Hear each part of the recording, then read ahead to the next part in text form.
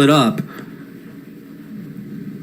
The 0-2. This one to the left side and foul. And we talked about Hennings, how productive he has been this season. He does enter this game, though, 1 for his last 14 from the plate. And, I mean, you see that batting average still at .367. That just shows how impressive he's been even before that span. Just such a consistent hitter for this lineup. Really has been. It's all about his approach on 2 strikes, being able to hit all levels of the field. 0-2, outside corner again, and already Gilbertson's got 2 Ks down on that score sheet. Yeah, that's a beautiful pitch. They're painting the outside corners of the plate. But again, this is what Gilbertson does. He's a zone loader. He's going to give you strikes, but his movement is dynamic on his pitches, and he paints the corners as well as anyone in the ACC. This guy has been nails for the past few starts, and he continues it here in the first inning. Camden Jackson now stepping up here for the Aggies to try to keep the inning alive here with 2 outs in the top of the first. He's got 12 multi-hit games this season. Very productive out of that 3-hole, .293 hitter on the season. And on April 1st, his most impressive game of the season, 2 home runs and 6 RBIs against Charleston Southern. He's got some pop in that bat as well. Another off-speed pitch here from Gilbertson, and once again, he is up 0-2 quickly. Yeah, there's just not feeling the off-speed. The change of eye levels has been really nice for Gilbertson. And, you know, you talk about Jackson being one of those guys. Again, .293 hitter, one of the more solid players in this lineup. Swing and a miss. And the throw down from Levens gets him, so Gilbertson strikes out the side in the top of the first and picking up right where he left off, Nick. 3 strikeouts to open up the game, and just same old for Matt Gilbertson. It's business every weekend. Every Friday, we consistently see a great start from Matt Gilbertson. Great start here, striking out the side. That off-speed stuff is working well. Yeah, looking at this pit lineup now, a team that has leaned on their offense this season, 276, as a team. The first 3 up will be Whaler, Levens, and Ron Washington Jr. in that order. And they'll be going up against Peyton Weinbarger today for the Aggies here. The left-hander coming in with a 6.34 ERA, Nick. Yeah, 6.34 ERA. That 1.78 whip is pretty high as well, but 49 2/3 innings. But last time he was out, not a good outing for Peyton Weinbarger. It was against USC Upstate, allowing 8 earned runs in that game, 9 hits, only 3 strikeouts to 2 walks. Has to get better in this game.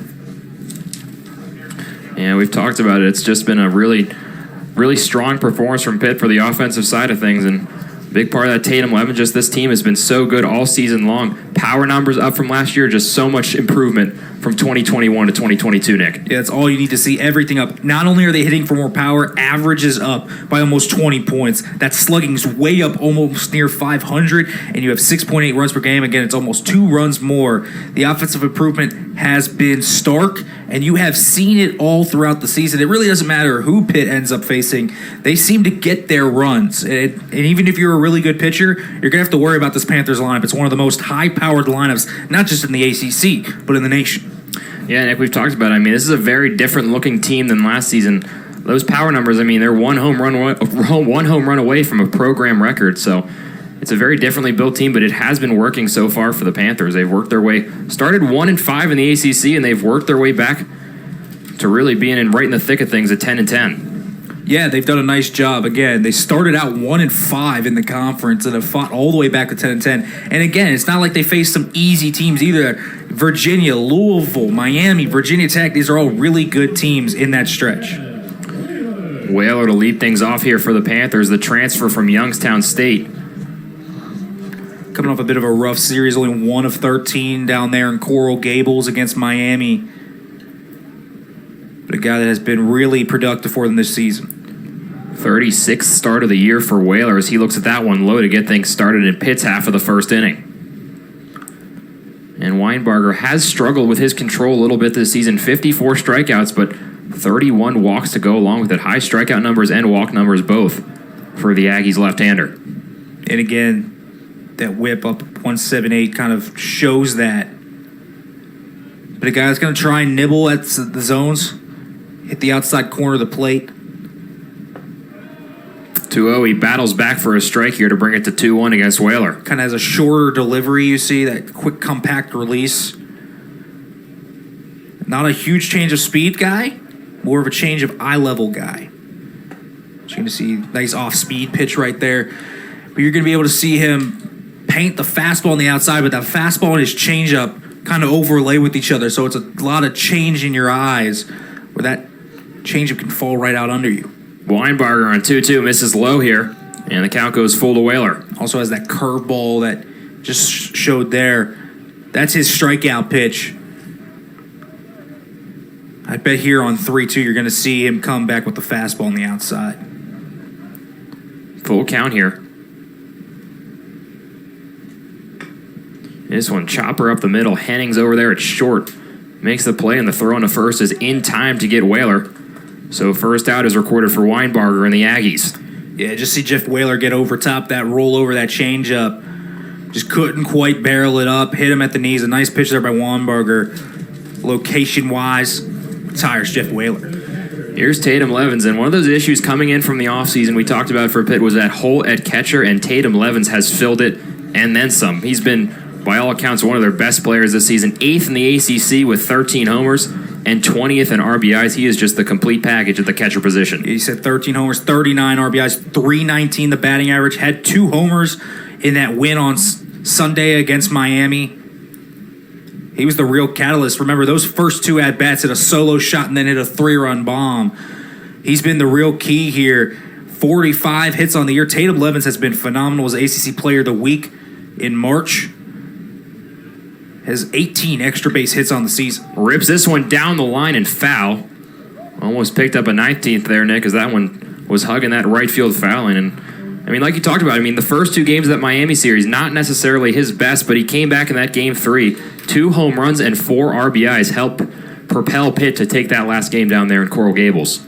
You want to talk about a line, you talk about the 300, 400, 500 slash line, 319 average, 427 OBP, 645 slugging. Weinbarger up 0-2 on him. Off-speed pitch here. This one's delivered out to right field. It looks like it's Ash over there in center field, and he makes the catch. So a couple quick outs for Weinbarger now here as North Carolina A&T moving right along. Yeah, nice curveball right there. Right down at the knees. Not something Levins is going to do a lot with on the outside part of the plate. And he just gets under it, and it's a long fly out. And you talk about this 2-3 in the Pitt lineup. Levins and now Ron Washington Jr., 2 severe power threats here for the Panthers. Washington with 10 home runs on the year. That's good for 20th in the ACC, and it's just getting through this part of the lineup has been troublesome for a lot of teams Pitt's gone up against. Yeah, homered on Saturday down in Coral Gables for his 10th homer of the year, batting .291 as well. Washington has done what he's needed to do. 26 RBIs, 641 slugging. Again, the slugging percentage on some of these guys in this middle part of the order is just gaudy numbers. First pitch miss outside and up from Weinbarger. This one comes back, almost catches the outside corner on the off-speed pitch, but can't quite get the call there. We've seen that pitch called a couple times so far. That outside corner, both pitchers have been going there. That's the first time we haven't seen it called so far. Yeah, that curveball trying to catch that outer part of the plate. On 2-0, Washington fouls this one off to the right side. We'll see if there's room. There is, but looked like the catcher Brown couldn't quite get there. Yeah, that's one you really want back if you're Brown. And, that's a pop-up that the first baseman can try and get over there, too. It's kind of in no man's land, but it's probably one that should have been caught. And this is a pretty relevant time to, just mention, only a .957 fielding percentage. That's 10th in the Big South for North Carolina A&T. Haven't helped their pitchers out a ton this year with that type of defense. On 2-1. Washington gets under this one again. Fouled back. Brown might get another chance here, but it is just out of his reach and foul. And right in front of us here. Yeah. But again, that's that curveball, man. I mean, that curveball has worked really well. It's got a lot of break on it. And it just changes up at that outer part of the plate. And these guys are just hitting it under it right now. Weinberger's curve is really looking good early on. Yeah, saw it to get up in the count against Levins, trying to put away Washington here now with 2 outs. Goes back to it, but misses low, so the count runs full here. And Washington, a guy that has really tried to lower his K rate this year and has dropped it almost by 10 percentage points this year. Still 36 strikeouts, but more productive at-bats. The payoff. Swing and a miss on the outside corner. Weinberger with an efficient inning of his own wraps up the first inning 0-0 as we head to the second inning here in Pittsburgh.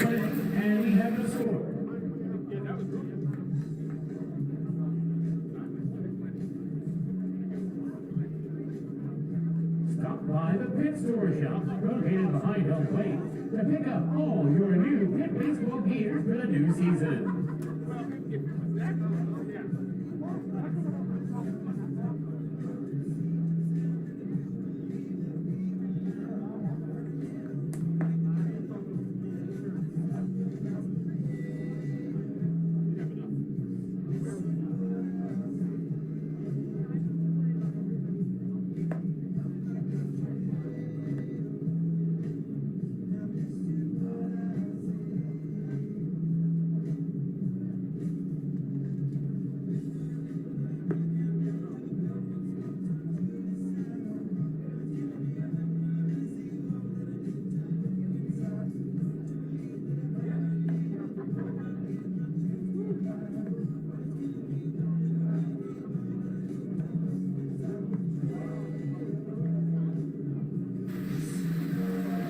Welcome back here to Pittsburgh. 0-0 here as we enter the top of the second inning. And Pitt, coming off a weekend series last week down in Coral Gables, dropped the first two games of the series, but were able to come back on Sunday and pick up a win. Yeah, big-time win. And you see some of those big differences in Game 3. The runners in scoring position has been an issue for Pitt against WVU last week, and then the first two games against Miami, 5 for 9 with runners in scoring position. Tatum Levens was a big powerhouse in that game as well. 2 home runs in that game.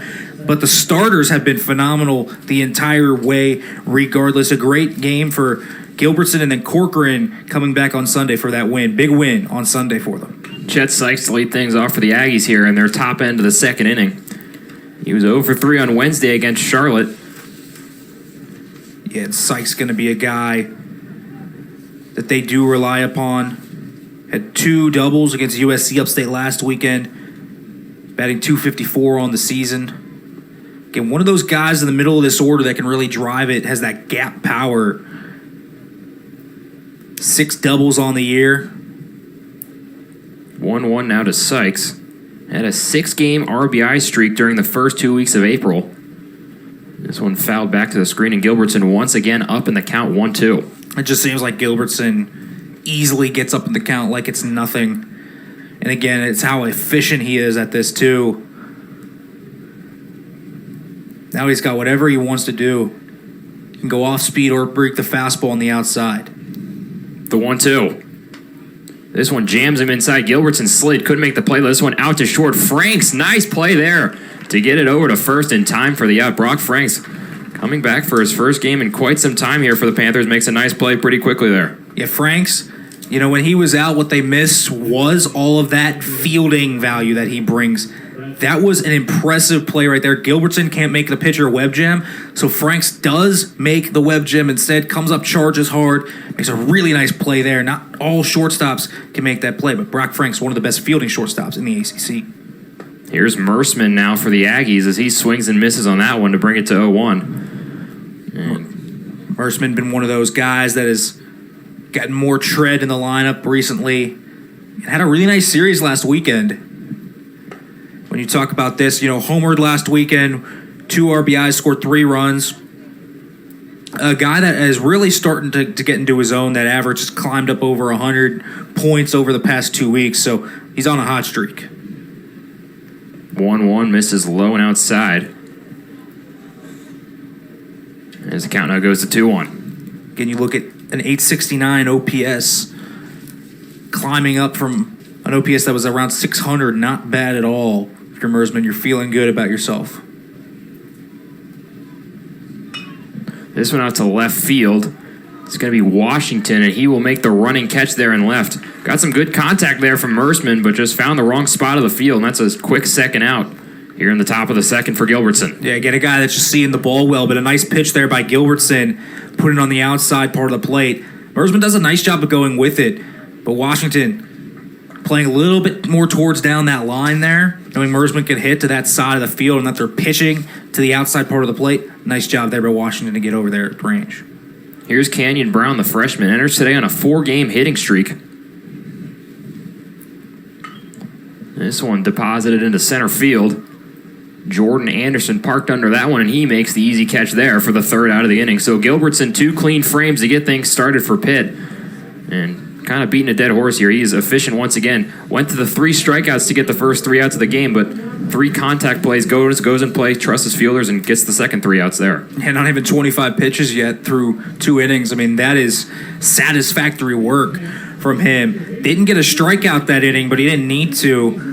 You get 3 strikeouts in the first inning, 3 easy outs in the second, and Gilbertson's setting himself up again. Again, the thing that has been so great about Gilbertson is his longevity in games. The bullpen has always been an issue for this Pitt team overall this season. Gilbertson has allowed that bullpen to breathe a lot with his quality starts. Matt Gilbertson has not thrown less than 82 pitches in a start this season.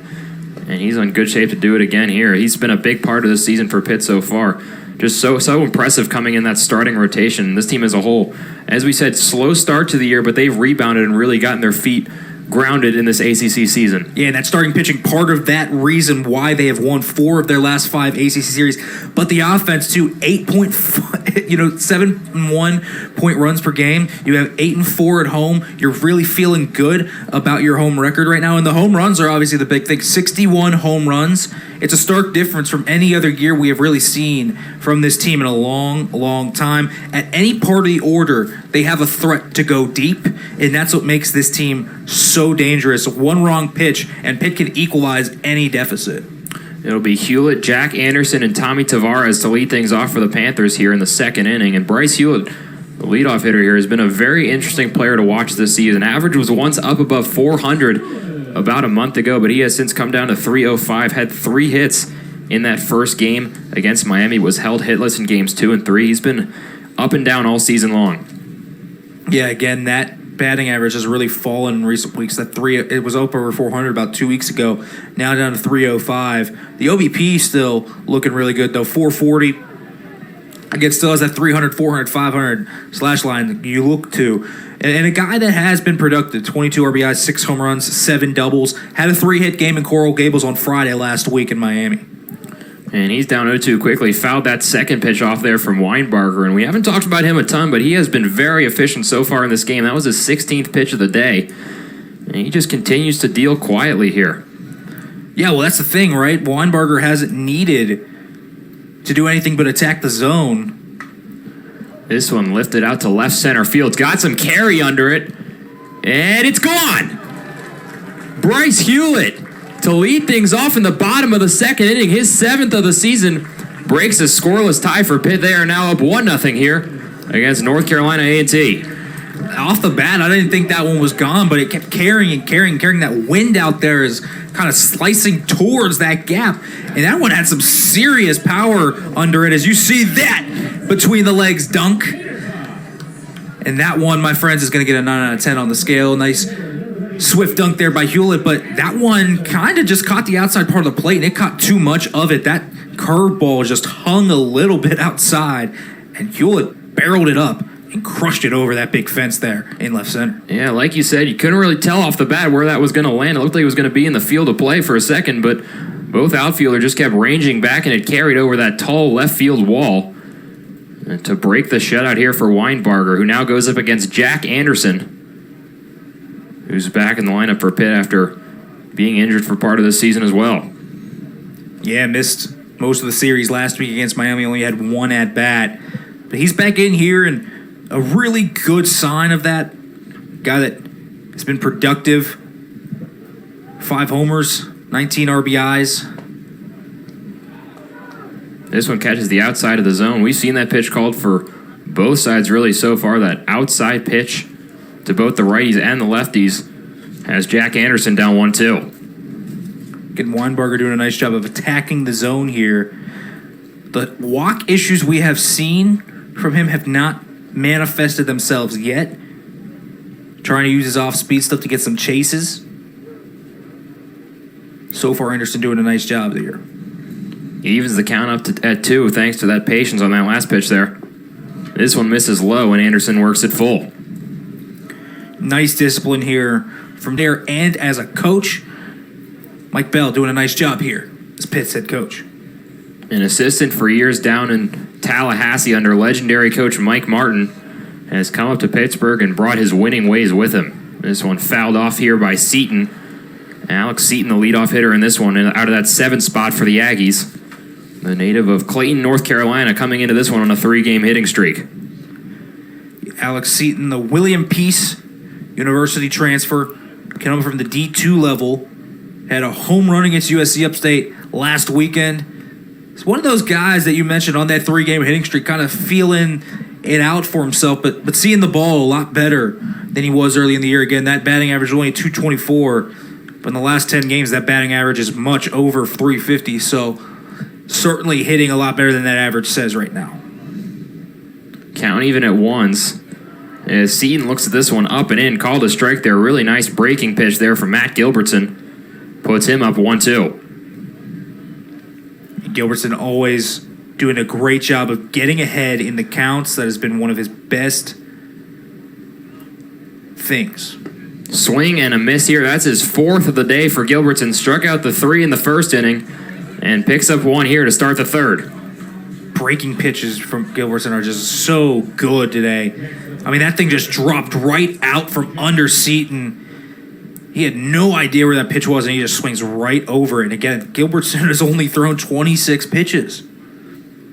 Efficient work from the Pitt starter so far tonight, and he catches the zone to get things started here against Ash. TJ Ash, the center fielder.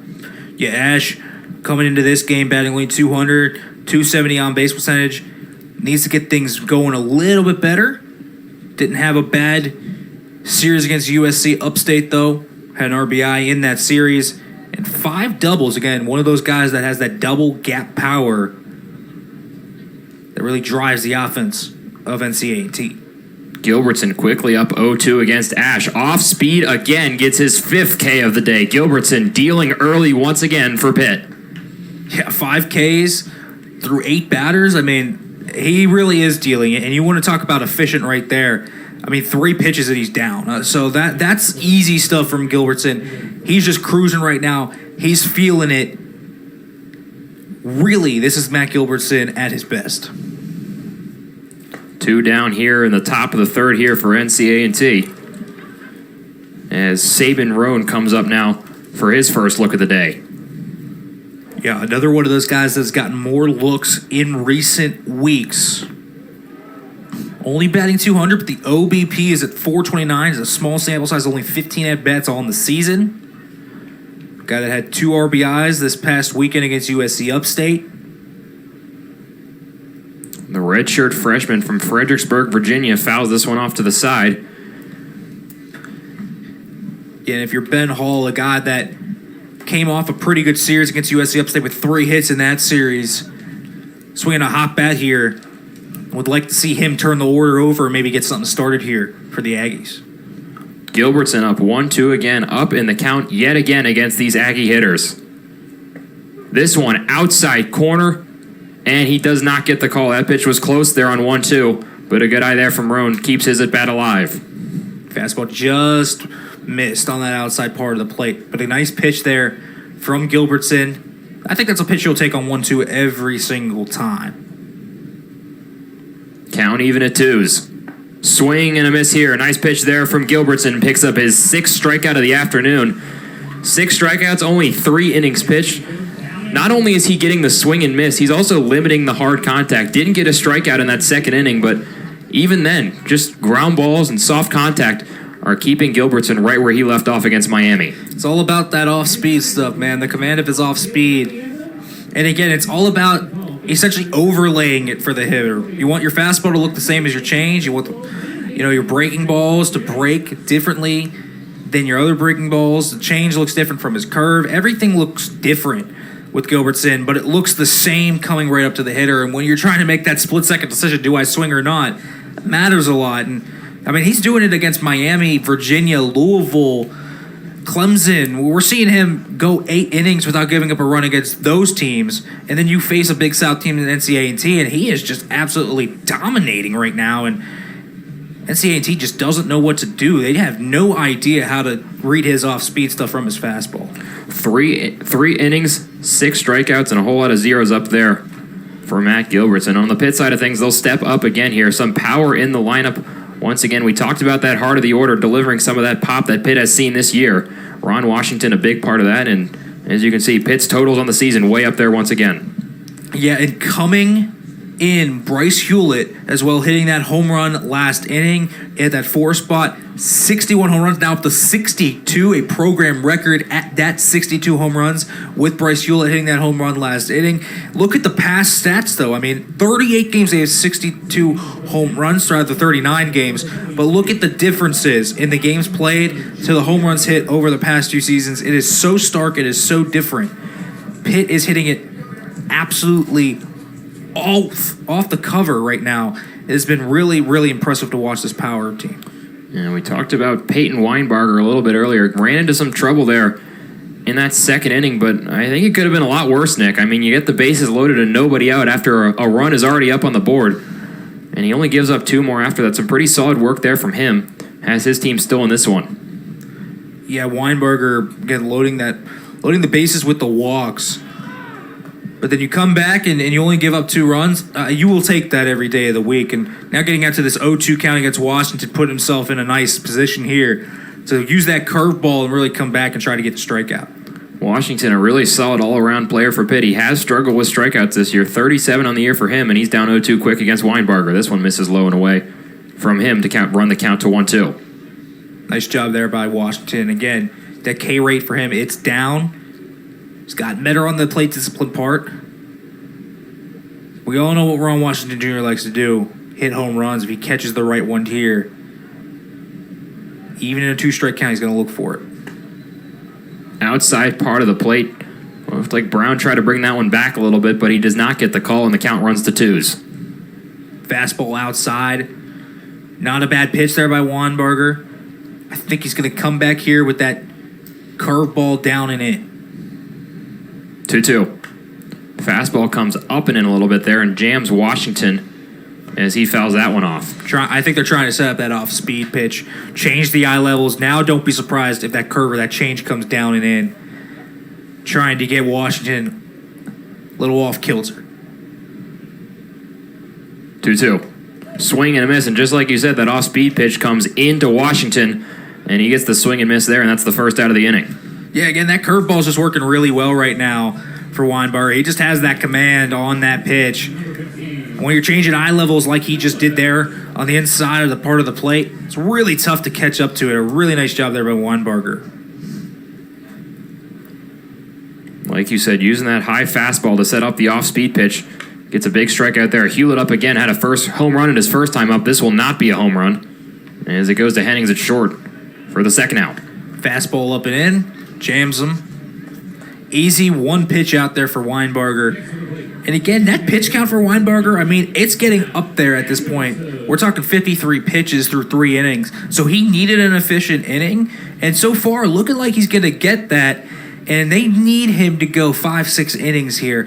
Don't want to go too deep into the bullpen in game 1. Anderson now, ground ball to the left side. Roan makes the play over there at third. Nice pick over at first by Sykes, and that's the third out of the inning. An efficient inning there for Peyton Weinbarger. Keeps North Carolina A&T within 3. We head to the top of the 4th. 3-0 lead for the Panthers. A&T nothing.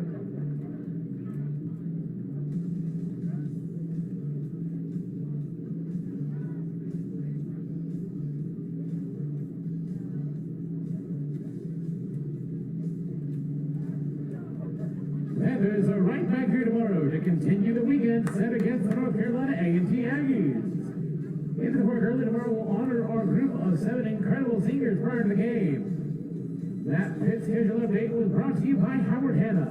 When it's time to buy or sell your home, start with a visit to howardhanna.com. Howard Hanna, home happens here.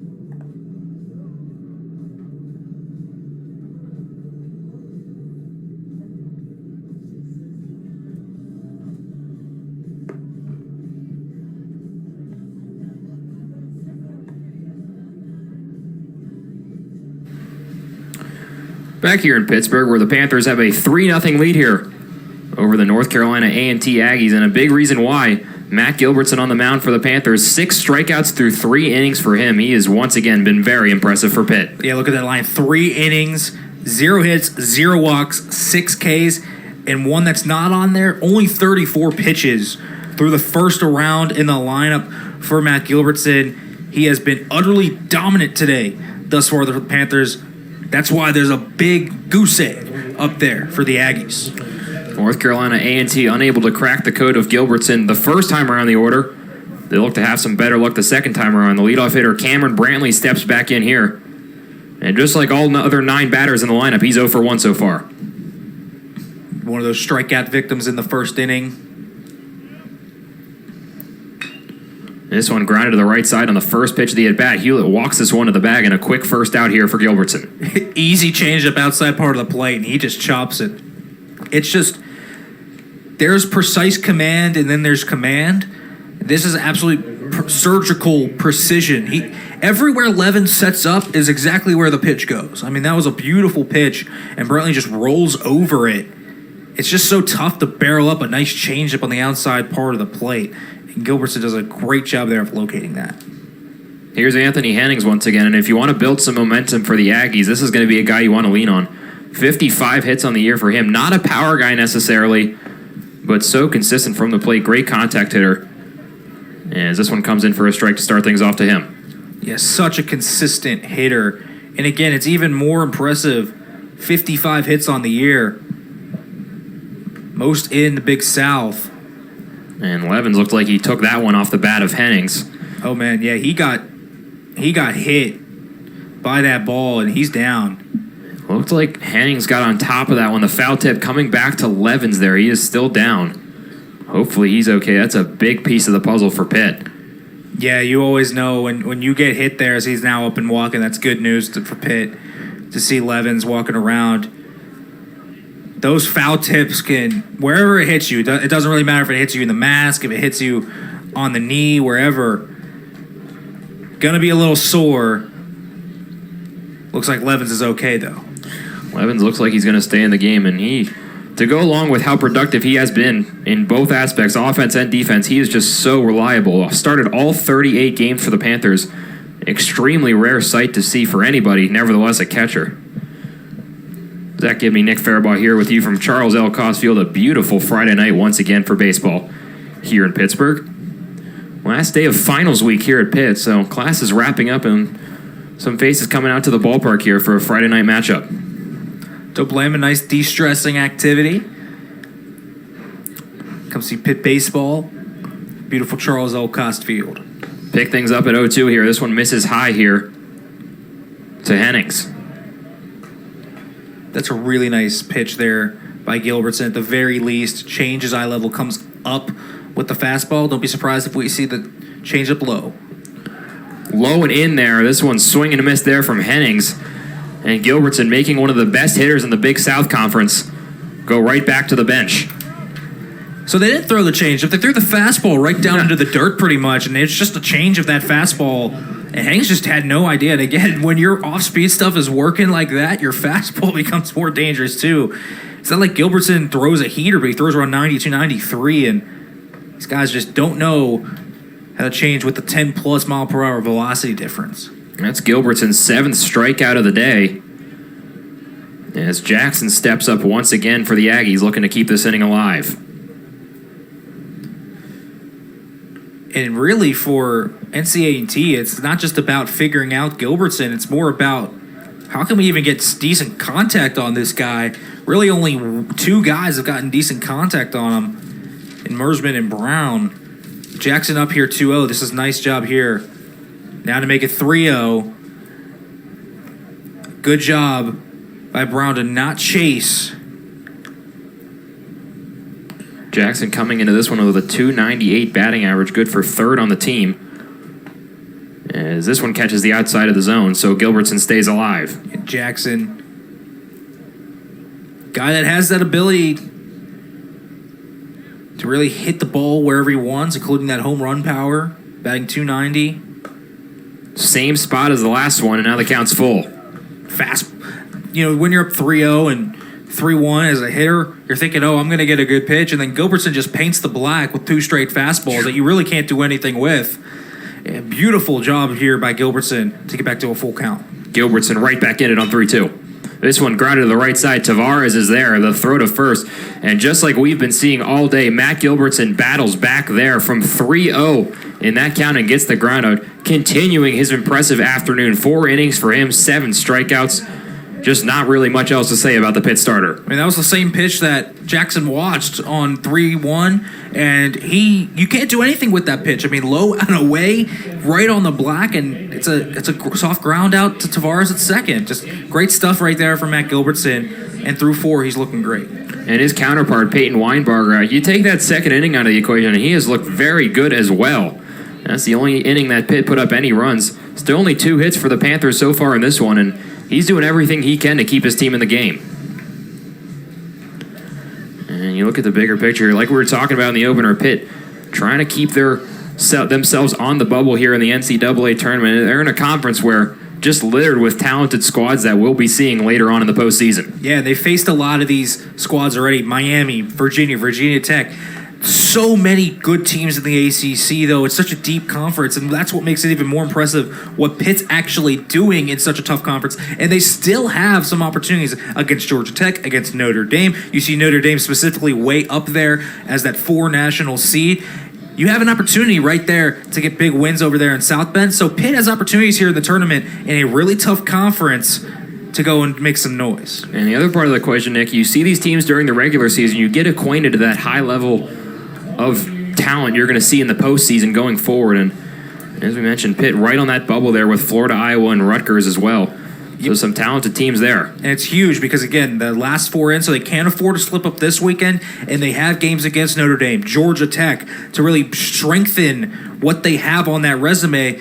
And for Pitt, that's such a huge thing because last year they felt like they had that resume and then they were left out. So they want to leave no doubt this year. So going to South Bend, winning the series, beating Georgia Tech at home, taking care of business here against NC-A&T, that's the type of stuff they're going to need to do. They don't want to look too far ahead, but they are one of those last 4 teams in right now, projected. So they're right on the bubble. They need to make that resume even stronger. Tommy Tavares up again for the Panthers, the second baseman with his second plate appearance of the day. Walked in the second inning there and came around to score after Jack Anderson's single. Again, Tavares doing a nice job here. Now up 3-0. I mean, he really does have a sharp eye for a freshman. It's not easy to make that jump from high school to college, especially from the plate discipline side of things, because these guys just have more dynamic stuff. But 16 walks with a 461 OBP on the year and now 17 walks.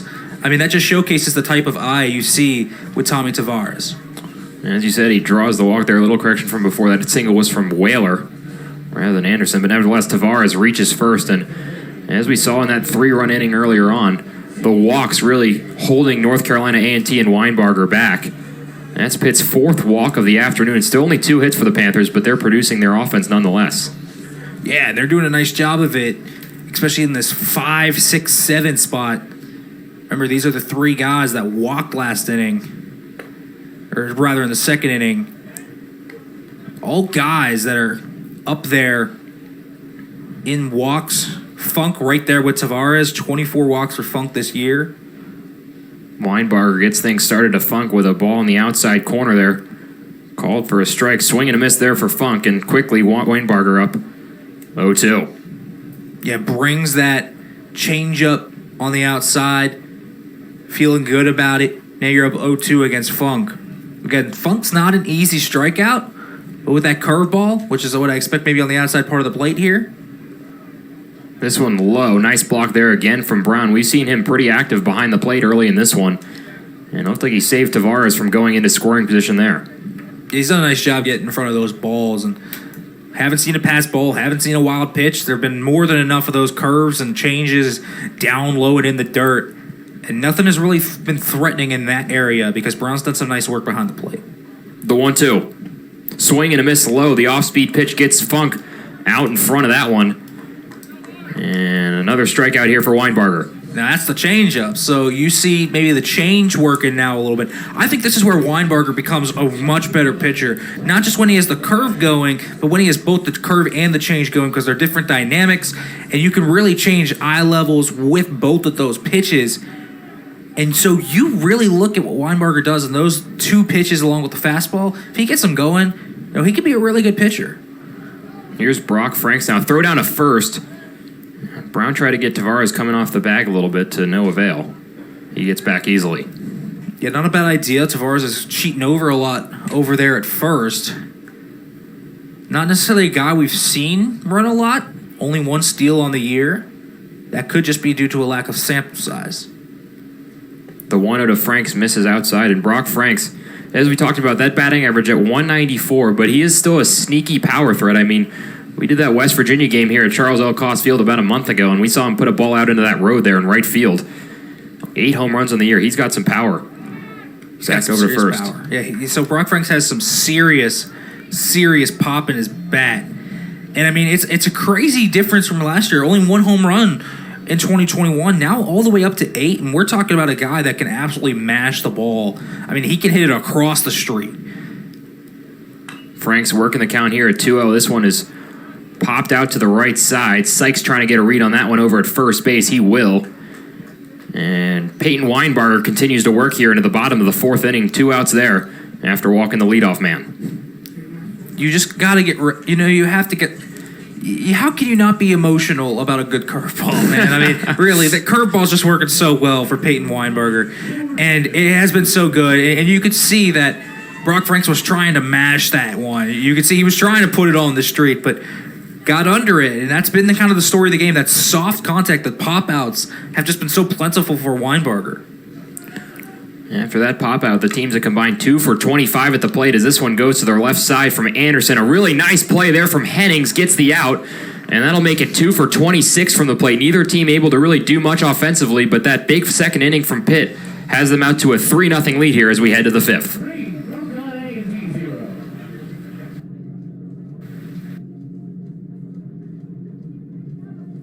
Every Sunday home game is Little League Day.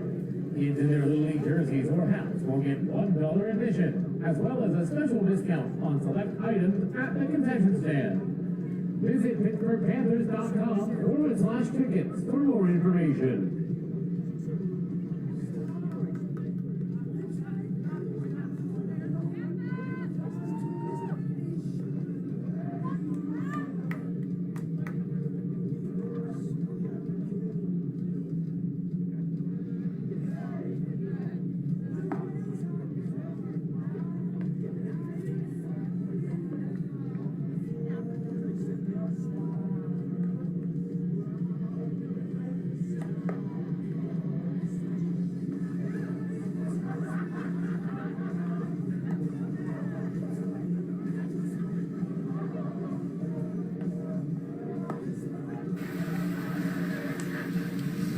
Welcome back here in the top of the 5th inning where Pitt has a 3-0 lead over North Carolina A&T. And we talked about the Aggies a little bit in the pre-show.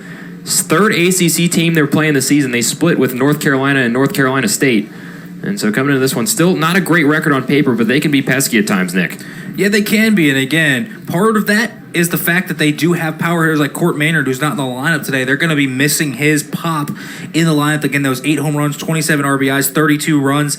Really the team leader offensively. So they needed the good pitching performance. And so far in this game, Weinberger's honestly giving them that. Again, 10-4 when allowing 5 runs or less. That's going to be the big one to watch. NCAA's been a team that has really won when the pitching has been at the center of its success. So that's what they need to do today to pull off this upset. And they're also going to need their offense to come alive here at some point against Matt Gilbertson, who has been dominant once again. That gets this inning started with a strike, and he's got 7 strikeouts on the day, and just such impressive work from the Pitt starter once again. Surgical. 0-1, swing and miss over that one again from Sykes, and the count's quickly 0-2. That was such an impressive pitch there, Nick.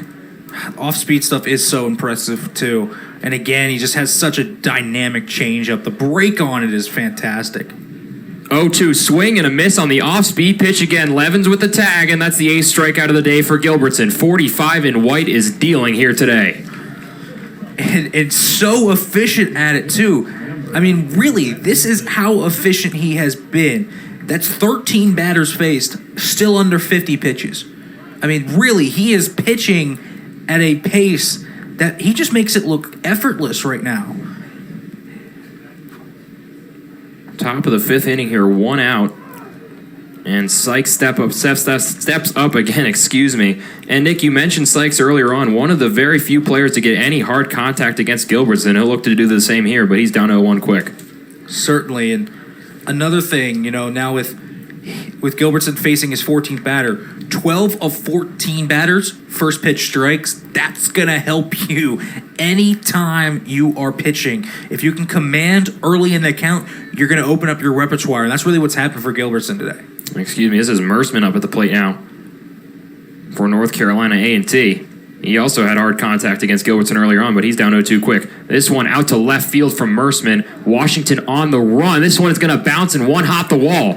Mersman makes the turnaround first. He'll go to second, and the first base runner of the day for the Aggies comes in the top of the 5th inning. And that's a really nice job by Mersman. Fastball caught a little bit too much of the plate. He just took it with it on the outside part of the plate. Really barreled that one up. And Mersman's just been seeing the ball really well. Has made a pretty nice adjustment, had a big kick earlier in the year. Now it's just more of a subtle step, and it's really just worked wonders for him. Again, over the past 2 weeks, that average is up over 400 for him. So Mersman's been hitting the ball off the cover really well. No base runners for North Carolina A&T prior to that. They now got a runner in scoring position here with 1 out as Canyon Brown steps up now for NCA&T. He's 0 for 1 on the day so far, but one of these impressive hitters coming into the day here. And that win against North Carolina, he was 2 for 4 with an RBI. Yeah, batting 294, 382 OBP, respectable 456 slugging. A guy has really come up big for them this year, 22 RBIs. But when runners are on base, hits 306. So he's a guy that's timely. The 0-1 there was buried by Gilbertson, but he still gets the swing and miss from Brown to bring the count to 0-2. Gilbertson trying to put him away here. This one comes up short there. Bounced in front of Levens. He did a nice job of keeping that one in front of him. Yeah, trying to hit the changeup. Just wonder if the grip wasn't deep enough on that one. It just kind of got away from Gilbertson. I mean, that didn't even hit the plate. But nice job by Levens there. If there's been one weakness Levens has had this year, he's had a few pass balls that have gotten by him, but really nice job there. That's not an easy one either to get his chest in front of and prevent Mersman from moving up.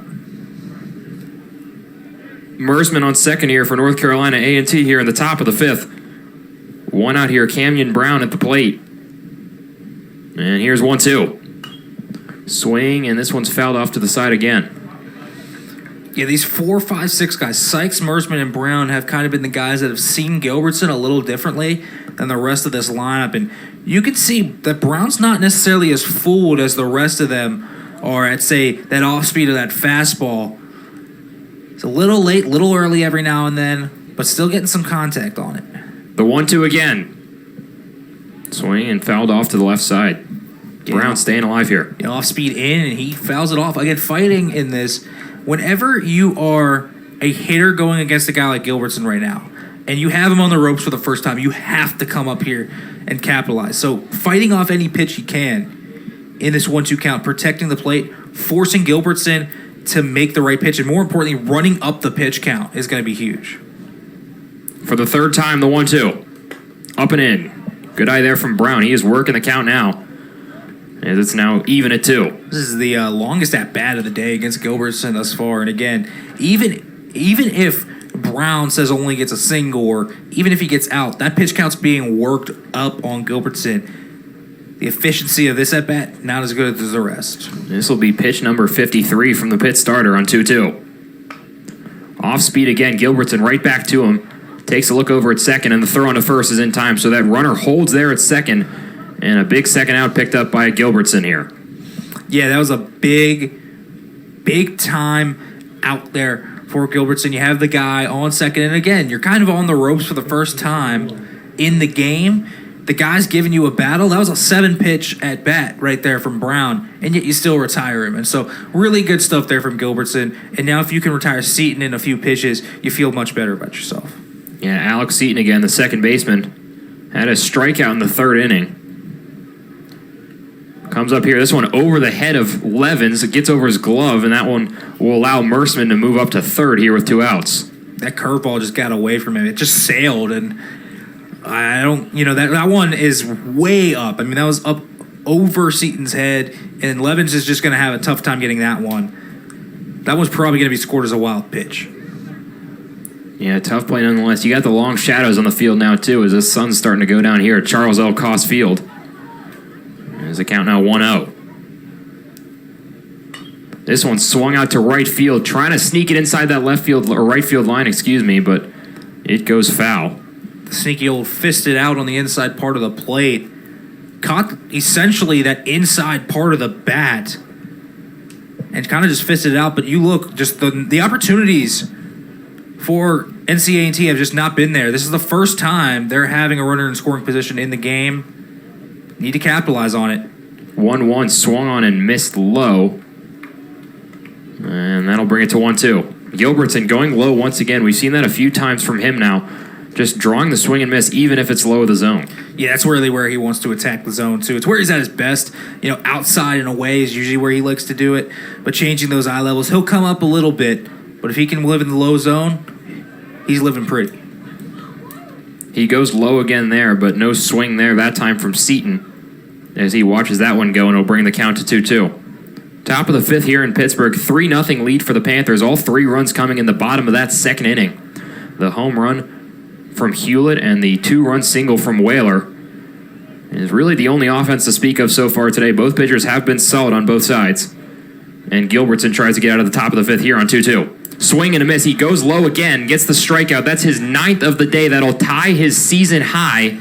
And Gilbertson is out clean in the top of the fifth. So North Carolina A&T gets that double, gets the runner on second with their first opportunity to score of the night, and they come up empty. Yeah, just dominant stuff. I think, they're starting to see Gilbertson a little bit better, laying off some of that off-speed stuff. Gilbertson also, I don't think, is as sharp as he was in the first 4 innings, at least in that regard. But still, a really nice job of using his off-speed stuff down low. And that's where he's lived in the zone. You don't really get any problematic pitches down there. Hasn't hung any of the off-speed stuff. It's really kind of just been, okay, I'm going to force you to hit this stuff low and outside at the knees and try to do something with it. And NCA&T hasn't had an answer for that formula. Yeah, they haven't. And you look at Pitt on the day, or on the season, they've been good in their situational hitting. And tonight, leadoff batter is only 2 for 4. But you see those runners on, and that's been an issue for them. It's when they get runners on, they've been able to get them on, but unable to bring them home. Yeah, to get those leadoff batters do get on base and more walks in there, as you can see, only 4 at-bats as well. But the 1 for 7 runners on, 1 of 4 runners in scoring position. Again, not a ton of opportunities with that. You would like to see that higher, but a lot more to work with there. But 1 of 7 with runners on. It has been a bit of an issue. And again, we saw it not so much Sunday in Coral Gables, but we saw it Friday and Saturday, and also at PNC Park against West Virginia. You saw it a lot arise. So that's a problem area they're going to have to fix.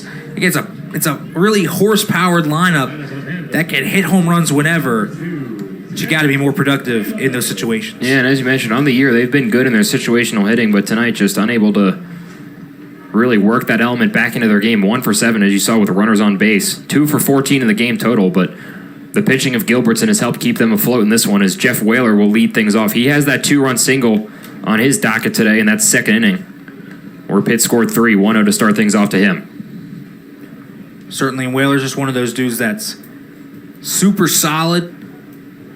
Barreled up that curveball earlier. Running those 2 runs. Strike there on the outside corner. Whaler watches that one fly. That'll even the count up at 1. And we talked about Peyton Weinbarger. Has had issues with the walk today. 4 walks for him, but besides that, not a lot of hard contact for the Panthers. This one's flown out to right field, hooking towards the line, And Jackson is able to make the catch. Really nice sliding play there and right. And a big out picked up there for Weinbarger. Whew, I mean, that is a lot of ground to cover for Cameron Jackson. He covered, it has to be at least 50 feet or so. In a hurry, too. Yeah, and he really got over there, made that nice sliding catch with the sun setting, like essentially right in his eyes, too. Not an easy catch there for Jackson, but makes the nice web gem play there to retire Whaler. Here's Levens again, the catcher for Pitt. 315 average on the year. He is hitless today, but you get the feeling that he's going to break out at some point in this one. Battling the sun still. You see it in the left eye there of Levens. This one lined down the right field line. Sykes with a really nice play over there at first, and a hard line out puts Levens back in the dugout, frustrated there. 2 straight hard hit balls on the at-bats for Levens. Had a big one hit right on the button to right field the last time, and that one was hit right to Sykes. Levens is like, I got to find the open space at some point, but for Weinbarger, he'll take that every day of the week. Yeah, you talk about Weinbarger. We started the game off. He was working that pitch count up a little bit, but in these last couple innings, he's gotten some really quick outs and is able to work through these innings very quickly. A promising sign for him as this game has grown older, as Washington watches this one on the outside corner. Certainly at that, and he's had his fair share of starts where he has been money.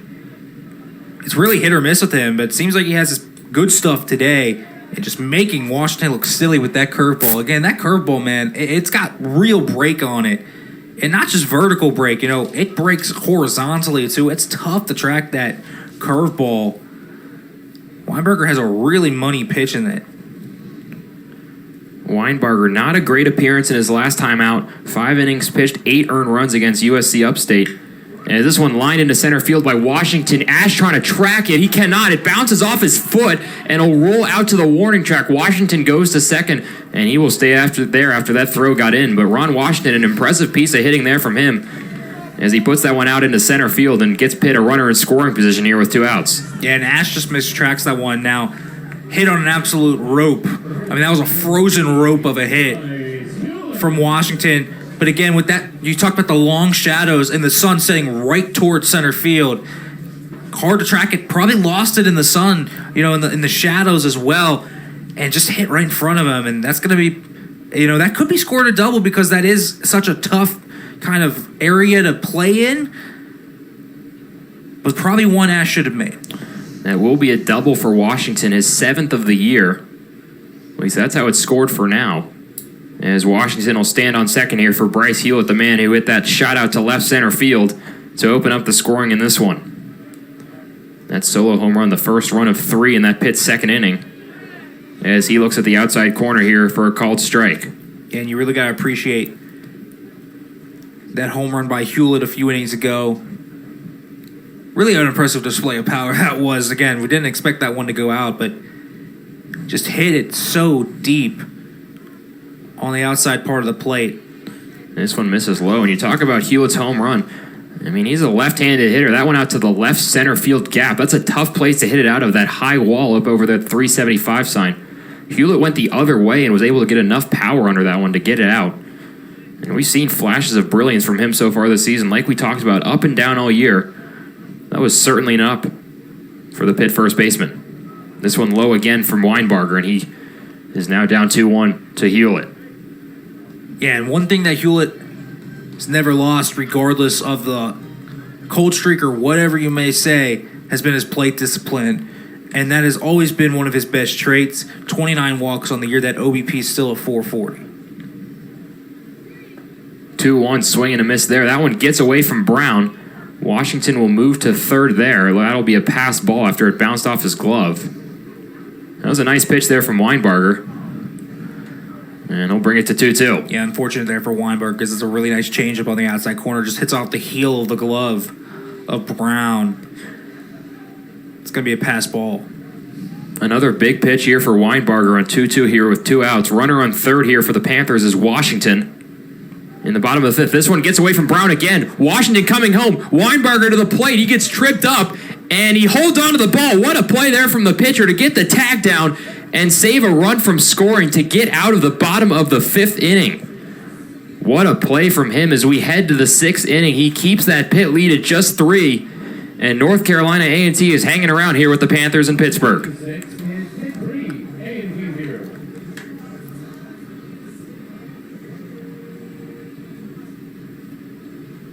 Fans, people listening to Pittsburgh East, take a look at the video for today's word of the day. Jimmy's. Yeah. We're muted, right? Sounds like a club. I don't even know what that is.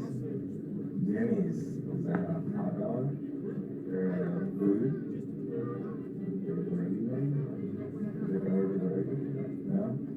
That's something like a food place? Food maybe? Sandwich? I don't know. No, a hot dog, isn't it? I feel like it's like grocery store. That's what you put on your ice cream with like sprinkles. Jimmy's is easy because people use Jimmy's around me, so that's sprinkles. Jimmy's sprinkles on ice cream. Jimmy's are what you put on your ice cream. So the sprinkles. Welcome back here to Pittsburgh. A 3-0 lead still here for the Panthers over North Carolina A&T. And Matt Gilbertson hanging tough on the mound for the Panthers. 5 innings for him, 9 strikeouts. We saw him get into a little bit of trouble in that last inning after giving up the double. But a really nice job of working out of it for him. Yeah, and Gilbertson has done a nice job thus far today. Again, only that one hit, that double, but 9 strikeouts tying that season high. 5 innings, only 63 pitches. He's looking really strong to head deep into this game again. As long as that command keeps up, and it has thus far, I think we're going to see Matt Gilbertson put up 7, maybe 8 innings. As we talked about, a 5-game consecutive appearances streak where he has gone 7+. And he looks like he's on track to do the same today as he starts the top of the 6th off with a strike. Yeah, and you talk about his shortest outing of the year was the opening outing against Canisius. 4 innings pitched. Hasn't gone less than 6 innings since, get this, February 25th against Bradley. Money. That's the definition of Gilbertson this year. Money. TJ Ash now at the plate for North Carolina A&T, the center fielder. 0 for 1 so far today, had a strikeout in the 3rd inning. Looks at this one on 1-1. That was close, but just a little bit high of the zone there from Gilbertson. Yeah, and when you're nibbling outside the zone, you're trying to hit that corner like Gilbertson is with his fastball. You'll miss a few times, and nice job there by Ash to lay off it. Ash lays down the bunt here to the right side. Nice play there from Gilbertson getting off the mound, and he makes the throw over to first. Ash is a guy who will lay down the bunt very frequently, but great response time there from Gilbertson gets the first out. Yeah, he will lay down the bunt very frequently, and Ash, of his 25 hits, 5 of them are infield hits. So Ash really can run down that line fast, but a nice job there by Gilbertson to get off the mound, set it up, deliver an accurate ball. That was a really nice play there. And here's Roan once again for North Carolina A&T. He had a strikeout in the 3rd as well. And this one grounded to the left side. Nice play there over at 3rd from Whaler, and the throw on to first is in time. Took a weird hop, and you kind of got to understand what type of field they're playing on with that turf field. It's just a weird hop. Still gets corralled there by Whaler. A really nice play there, and Gilbertson right now is cruising through this 5th inning, or 6th inning rather. You talk about Whaler. The injuries of Pitt have caused him to sort of move around the infield a little bit. Started off at second base at his normal position, but moves over to 3rd. And he has not missed a beat. A couple nice plays in that Miami series as well. And he's really strong defensively wherever Pitt plugs him in. Here's Brantley again. This one lined up the middle. A strong play over there by Tavares on the dive, and the throw over to first is in time to retire the side. A couple of great defensive plays for the Panthers round out the top of the 6th inning and keep this game scoreless. Brantley just got robbed by Tommy Tavares, laying full extension out and getting it. And he made it look way easier than it should have been. What a play by Tommy Tavares. How about the infield flashing some leather? And you talk about the impressive performance from Gilbertson. You're going to need plays like that from your defense if you want to stay out on the mound for as long as he has so far in this one. Some efficient work still from Gilbertson. He's through 6, 9 strikeouts for him. And that pitch count's still below 70, so some really impressive and efficient work from the Pitt starter. And you talk about a weekend series like this, and you want to keep your bullpen from being in the game for too long. And Gilbertson, like we've talked about all year, is so good at that in limiting Pitt's need to go to the bullpen early. Yeah, and that's been the big thing, right? I mean, the bullpen has always been a question mark for the Panthers. But when the starters are so money on the weekends, it's not as much a worry. And when you allow one hit through 6 innings of work, yeah, it's easy to trust your guys. And he's done this against some impressive teams, too. As you can see, Pitt has beat some really good teams so far this season. As we said, that strength of schedule way up there thanks to their play in the ACC. And they continue to beat these quality opponents throughout the season. Again, that RPI is all the way up to 35. It's steadily climbed up the board a little bit. 9-10 against the RPI top 50. That's why that win against Miami last weekend was so huge for this team. And thus far, they've looked good against North Carolina A&T. They can't slip up in this game. But the resume is looking stronger and stronger, and they have opportunities to add to that. Pitt right now, they're in a decent spot here. If they take care of business, win a few games down the stretch against Notre Dame, win the series at home against Georgia Tech, I think they're in. Yeah, and you talk about the guy who they're going up against today, Weinbarger. I mean, we were holding off saying it a little bit earlier on because of that second inning, but he has been very good today so far. This is his 6th inning of work. Only real blemish on that record is that second inning. This one chopped out in front of Brown. Nice play from him to clear the table there and get the first out of the inning and Hewlett. You got him rolling over that curveball. Again, curveball first pitch, not something you conventionally see, but I think when Weinbarger's been money with it, I think you got to go back to the well. And really, Hewlett just could not stay back on it and barrel it up.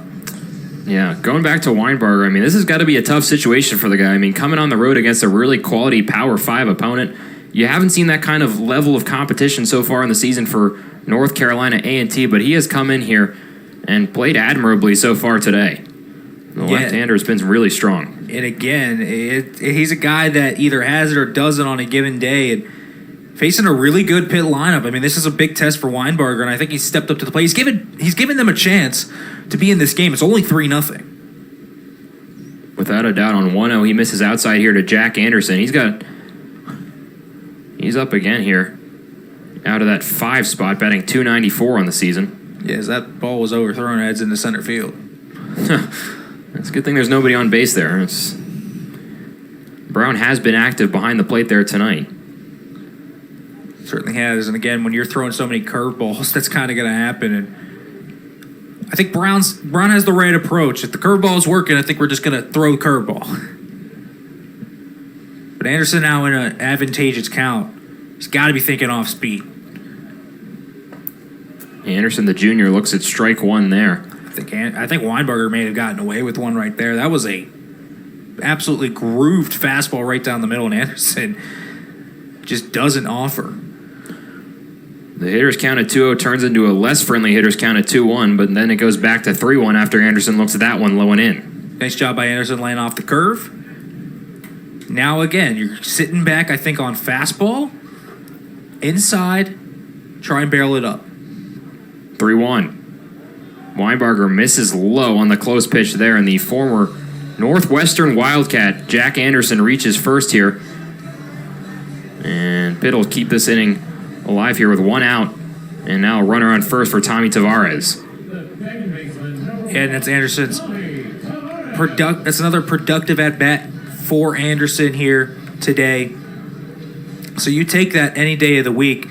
And then when you look at Tavares, 2 walks on the day, this has been a problem area for Weinbarger today thus far. He's got to do something different against Tommy Tavares, because Tavares is seeing the ball really well today. As we mentioned, Weinbarger has been strong in this one, but still struggling with that control a little bit. That was his 5th walk of the day issued there to Jack Anderson. Tavares steps in now, and he's a guy who's walked twice already. I mean, as you mentioned, no official plate appearances for the Pitt second baseman. We saw that nice play from him in the field last inning, too, and just emphasizing what a strong addition he has been to this Pitt team, both offensively and defensively. Tommy Tavares really doing it all for the Panthers. Yeah, he really has done it all. And you talk about Tommy Tavares, again, it's kind of the whole thing is that, okay, Tavares isn't just a guy that's barreling up the baseball and hitting it well, because he certainly is.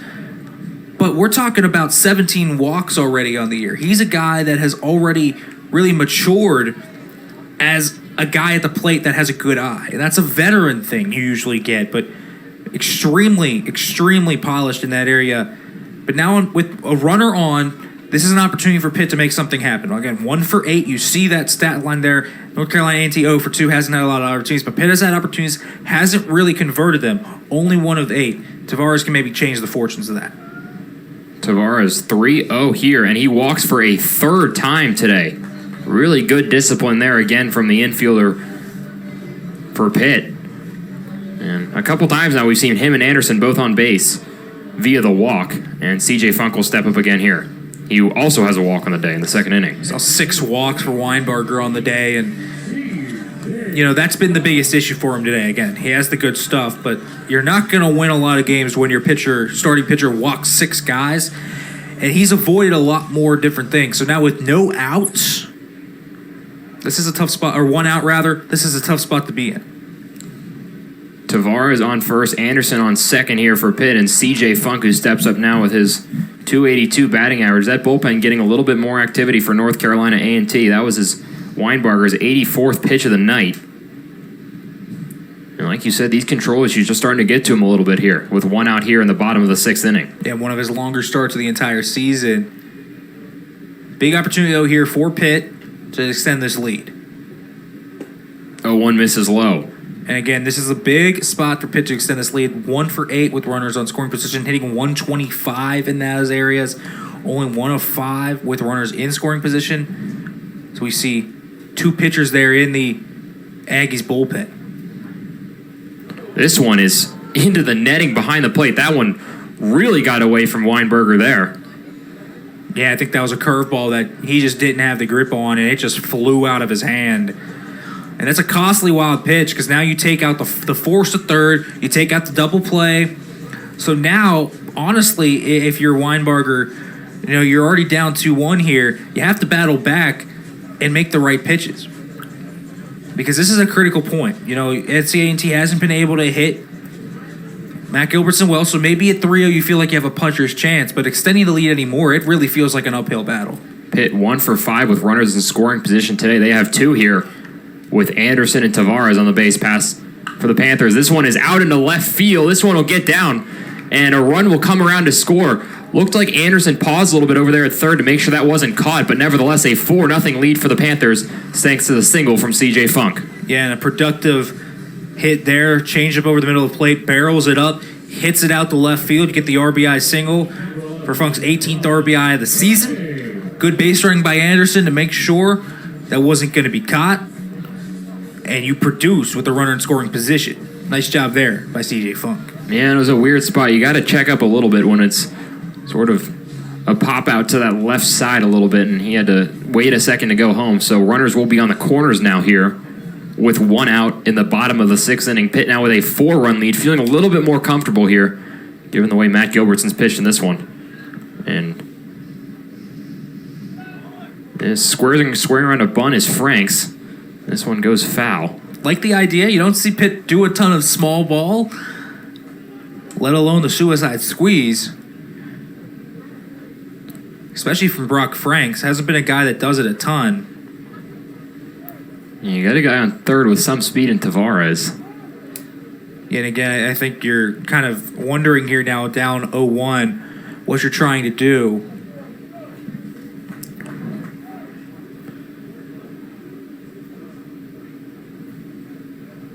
The 0-1. Scoring around again to bunt is Franks. This one comes up high, so he pulls back. Interesting that they bring the curveball up. Trying to get Franks clearly to pop this one up. Don't want to throw that fastball flat. So they're going to probably try and attack up here still, trying to deter that bunt. Franks swings at this one and fouls it back to the screen. This one goes into center field. Brown threw it away. I'm not sure what happened there, but again. Time on the field. So. Yeah. Forgot about the fact that pitch was fouled off, quite honestly, but we work back here with 2 strikes. Yeah, now you got to protect for Franks. And Franks is a really high risk and high reward type of player, man. I mean, really, you can get that home run. You can also get a strikeout here. You just want a productive out here, though. Anything hit to the outfield should score Tavares. 1-2. Frank swings and misses here on the inside pitch, up and in. Nice pitch there from Weinbarger to get the strikeout there, and the second out of the inning is recorded. Got him on the curveball. It's the money pitch, and got him on the high curveball coming in. Really nice job there by Weinberger. And again, this is another inning that right now, say you get out of this with only one run, it could have been a lot worse. It really could have been a lot worse. 6 walks is not ideal in any start, but Weinberger's done a nice job trying to limit the damage. And Weinbarger's still got to get past Jordan Anderson here. Missed some time earlier in the month with an injury, but started all 3 games of that Miami series. And had 2 RBIs in Pitt's Game 3 win down in Coral Gables. And as you can see, Funk there on first. Tavares over on third. 4 stolen base attempts on the season for Funk, so wouldn't be a huge surprise to see if he tries and goes here. 1 out. Anderson, dribbler to the right side. This will be an easy play over there for Sykes, and he will take it to the bag with time to spare. And North Carolina A&T is out of the 6th inning. Pitt does put up another run and extend their lead to 4 here as we head to the top of the 7th.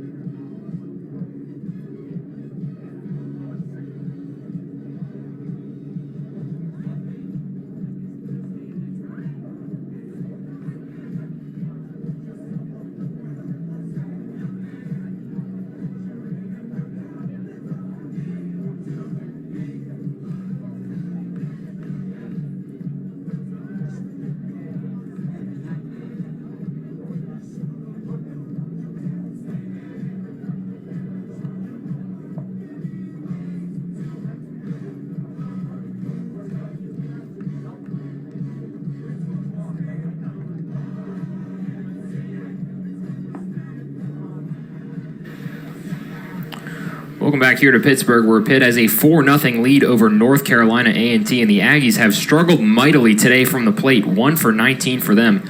That's a big reason why they're in a 4-run hole in the 7th. Yeah, it really is, and they just haven't gotten hard contact a lot either. Again, only 1 runner left on base, only 1 hit. Haven't drawn a walk yet. They just haven't been able to barrel up anything. The offense has kind of been dead. And they got to switch the approach because Gilbertson thus far has been so much in command of his pitches. Got to do something to barrel some of these pitches up. Gilbertson working into the 7th inning here, looking to extend that streak that we've talked about in this one to 6 games, in which he has worked 7+ innings. He's been impressive. Like we said, 9 strikeouts in this one. Only that 1 double given up. That's the only base runner the Aggies have so far in this game. And Anthony Hennings will look to change that to lead things off here in the 7th. Gilbertson has not surrendered a walk since March. That's the type. That's of a ridiculous stat. I mean, that's the type of guy we're talking about here. Swing and a miss over the top of this one from Hennings. I tell you what, Nick, if he walks a guy in this inning, that falls on you, I think. Yeah, well, the announcer jinx is a thing, but I mean, it's kind of unbelievable at this point. It really is. I mean, that's a special stat. Without a doubt. The off-speed pitch comes in there once again, and a big reason why is he gets up in these counts so quick. 0-2 already on a guy who's hitting .362 on the year. Yeah, and that's the thing is that he's so efficient, and it just opens up his entire repertoire. I mean, it's hard to pitch against a guy who, even when he throws it in the zone, is locating it right on the corners. You really can't do anything with a lot of those pitches. I mean, what can you do with a changeup down in a way that's painting the black right at the knees? Not much. Gilbertson on 1-2 to Hennings. Swing and a miss. The off-speed again. Gilbertson is into double digits for strikeouts now. That is 10 and a season high for the native of Nevada. What a beautiful, beautiful changeup there. And now you have 10 strikeouts on the day. This has just been so much fun to watch. Gilbertson really feeling it right now. Continues to go to that off-speed pitch. We've talked about that curveball, but the changeup as well in the middle part of the zone. This one is out to center field, and a nice piece of hitting here. Just as we were talking about, finally some hard contact here from North Carolina A&T. That's Jackson who puts it into center field for the second hit of the day for the Aggies. And that's a really nice job there. First pitch swing, that's usually where Gilbertson is as most vulnerable. So he puts a changeup right down at the knees, and hey, you barrel that up and hit it right out to center field. Nice job. Nice piece of hitting there by Jackson for the hit. Here's Sykes. And if you have one part of the order that's given Gilbertson a little bit of trouble throughout the day, it's these 2, 3, 4. This one out to third. Whaler trying to handle that one. He was going to go to second. Goes to first. What a stretch there from Hewlett to get the out. Bobbled over there in the hot corner by Whaler, but he's able to corral it, and the throw over to first base. A great stretch by Hewlett finishes it off, and Pitt salvages an out of that one. Yeah, it's a really tough one. Again, that turf infield there on that corner makes it hard, especially on shortstop and third base. And Whaler's playing right on the edge of the grass, essentially, just a little bit back. So that one just kind of took a bad bounce on him, but a nice job to recover. But Hewlett, really the all-star of that play. What a stretch. Here's Merseman, the junior. He had that double earlier on in the 5th inning that we were talking about earlier on. Gilbertson again gets him swinging on top of that off-speed pitch. Both ABs has really smashed that ball out to left field. The other one, a deep double near the wall, and then Washington had to really range over on the first at-bat to make the catch. Runner in scoring position here for North Carolina A&T with 2 outs in the top of the 7th. Trying to scratch a run across against Matt Gilbertson. That one looked like it jammed Levens a little bit from behind the plate. And it's a ball nonetheless. Yeah, and really is going to have to capitalize on this one. If you're NCAA, you have a run in scoring position. Huge spot here. The 1-1 to Merseman. Inside corner, strike 2. Yeah, there's a really nice pitch there. Again, though, now they're bringing it inside. Merseman barrels up 2 straight outside pitches in the previous 2 ABs. So switching it up here, don't be surprised if you see that changeup down. Try to get Merseman to chase. The 1-2 to Merseman, trying to get out of the inning. Gilbertson steps off the mound for a second to look back at Jackson at second base. Jackson only 1 stolen attempt on the year. Was caught stealing in that attempt. Keeping him honest. Again, would expect that changeup down here on the 1-2. Gilbertson out of the stretch, 1-2. That one came back inside the plate, and Gilbertson picks up his 11th strikeout of the day as Merseman goes down looking to end the top of the 7th inning. Matt Gilbertson has been so good today. I mean, 11 Ks, of 2 hit ball right now. You really haven't had to worry much as a Pitt fan because look at what Gilbertson is doing right now. In the NCAA hitters, even the ones that have hit well off him, they just seem off balance. Really impressive stuff here from Matt Gilbertson as we hit the 7th inning stretch in Pittsburgh. And we talk about this NCAA offense just unable to get anything going here against Matt Gilbertson. And you had that part of the order up. You had the runner on second, and yet again they strand him. Just that runners in scoring position have plagued both teams, but more so North Carolina A&T than Pitt. Yeah, for sure. And now you look at Gilbertson with 11 Ks. That's a career high. So that is incredible for Matt Gilbertson. Really has just been a special type of day for him, and you got to feel good about it if you are Gilbertson. I was looking for that stat in our notes thing. I couldn't quite get to it, but yes, that is certainly a career high for him. Just unbelievably impressive work, getting the swing and miss stuff all day, and even after he's given up the hard contact, able to come back and really just regroup and get a couple outs here. I mean, North Carolina A&T, their pitching staff has been good. Weinberger has been good in this one, but just no match for the ace of Pitt, who has really worked himself in his way into that top slot in the Pitt rotation. And Pitt's offense today has been struggling from the plate a little bit, but not necessarily where they're used to be from a power standpoint or a contact standpoint, but they've gotten the job done to a degree, I guess you could say. 6 walks is the big stat there. Plate discipline has really allowed them to open up again, only with 4 hits, but with so many walks on base, you have a lot of opportunities to drive those guys in. And that's why you see, only 5 men left on base. Maybe that's not an ideal number, but through 7 innings, you're up 4-0. Whaler had that RBI single, so did Funk. There are more opportunities to get that run scoring opportunities up a little bit more. But really, it's been all about plate discipline and giving your guys opportunities, and Pitt has eventually broken through. Weinbarger does check out of the game here in the 7th inning. His final stat line of the day, 6 innings, 4 earned runs, 6 walks. That's the big one there, as you were talking about, Nick, to go along with 5 strikeouts. New pitcher to the game for North Carolina A&T is Trey Fields. He pitched 2 days ago against Charlotte. 1 scoreless inning for him. He's been a pretty solid presence coming out of the bullpen. That ERA a little inflated, but that's thanks to a couple tough appearances for him. That he doesn't have a huge sample size, so that ERA might be a little inflated, but he has been impressive overall. Yeah, not a bad season for Trey Fields as far as you mentioned. That 6.35 ERA is a little deceiving. The 1.76 WHIP is high, but in 10 appearances, 11 and a third innings pitched. He doesn't have a crazy strikeout to walk ratio, 9-9, perfect 1-1 there. Has allowed 2 home runs this year, but has had a really solid year thus far, and there's that reason why. That crazy off-speed pitch just curving back in. I think Whaler's looking like, what in the world just happened? Half step back there from Whaler on 0-1 makes it 0-2. Whaler, as we talked about, that 2-run single in the 2nd inning, kind of spurred Pitt's offense a little bit early on in this one.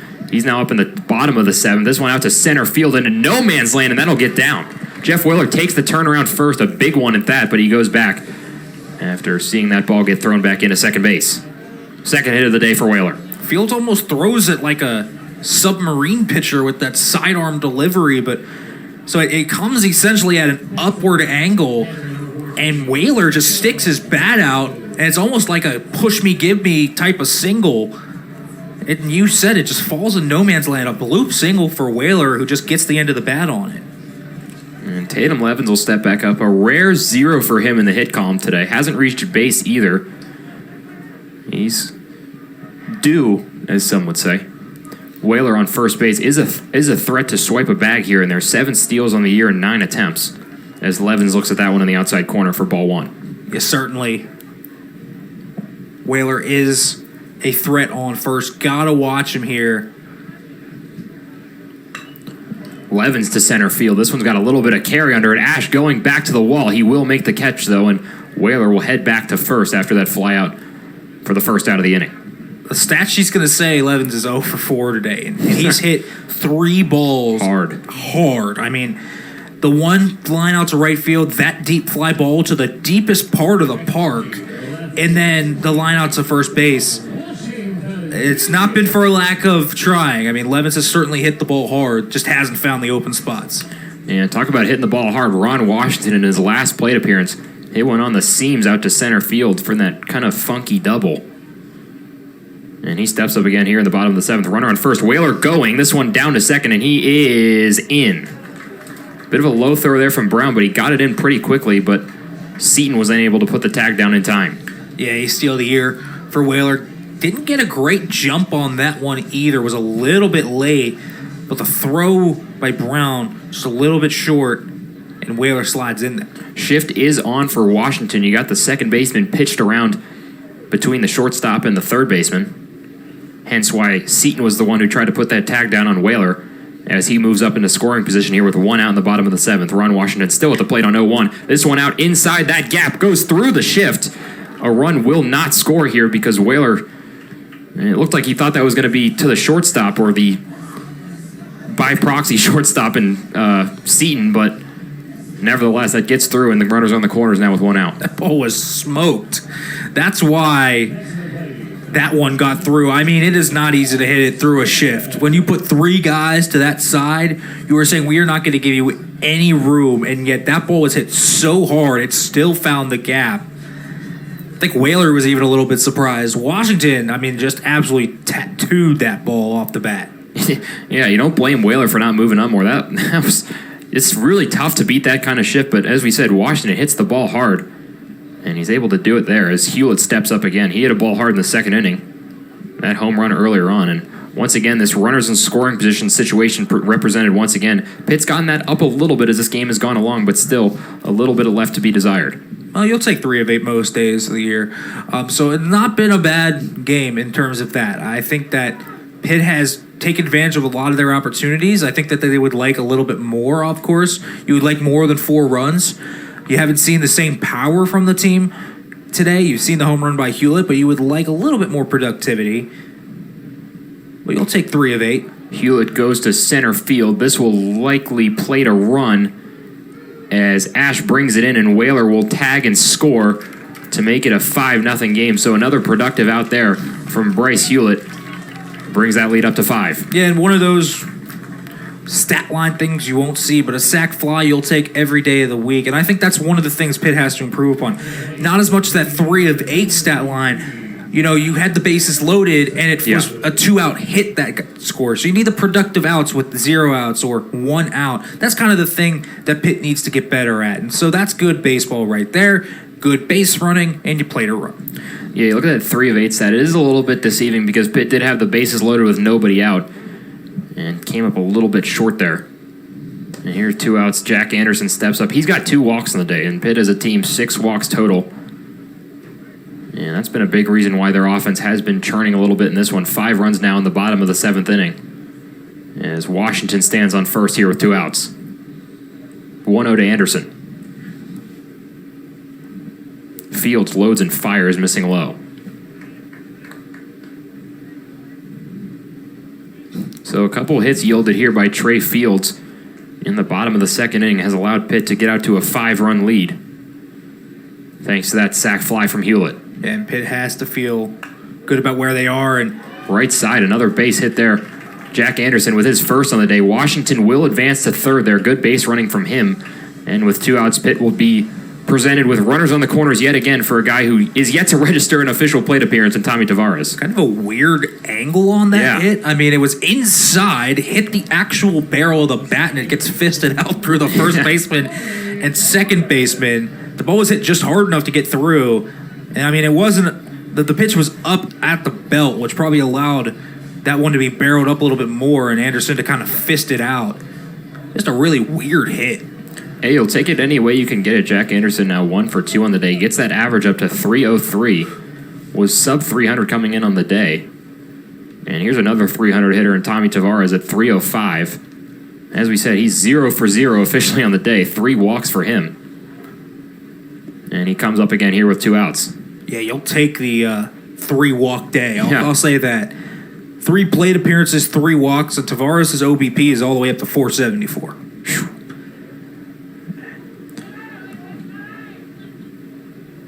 One out. Tavares swings and misses. This one throw down to first. Almost got Anderson sleeping a little bit there, but a nice job by him to get back to the base there. As the count goes 1-1. Again, Anderson's not really a threat to run. No stolen base attempts at all. But can't get a little too antsy over there. Brown's keeping him honest. Pitt now got their hit total up to 7 on the day.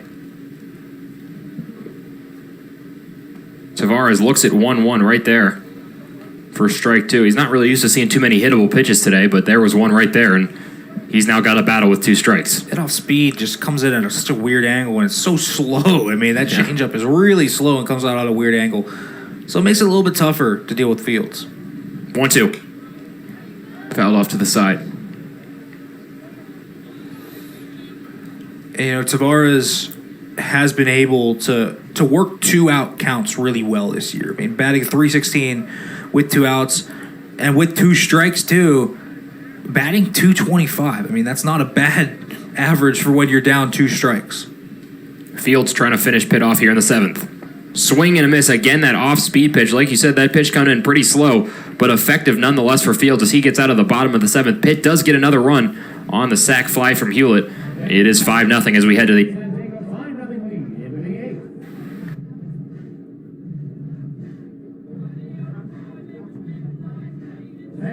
Registration for Pitt Baseball Summer Camps is now open at pittbaseballcamp.com to learn more.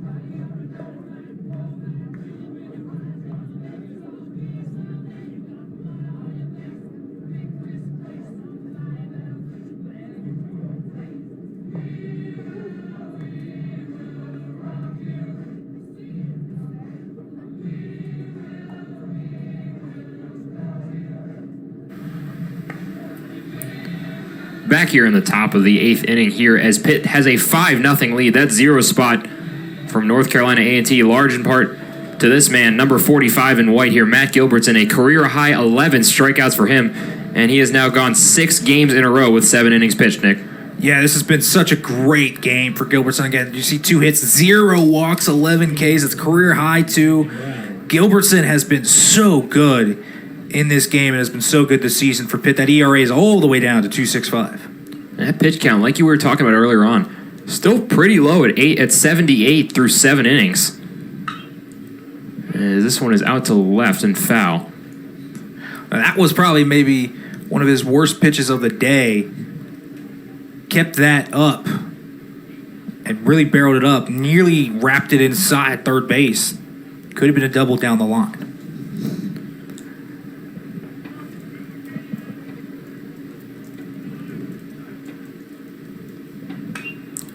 This one out to the left side. It's high, and it's to Washington, though, who corrals it on the warning track. So another out there in the top of the 8th inning there for Gilbertson, and he is moving right along. Yeah, well hit ball, but got under it a little bit, and Gilbertson is cruising still. Really, we are in the top of the 8th inning, only 80 pitches. Not crazy if they want to let Gilbertson go the full length of this game.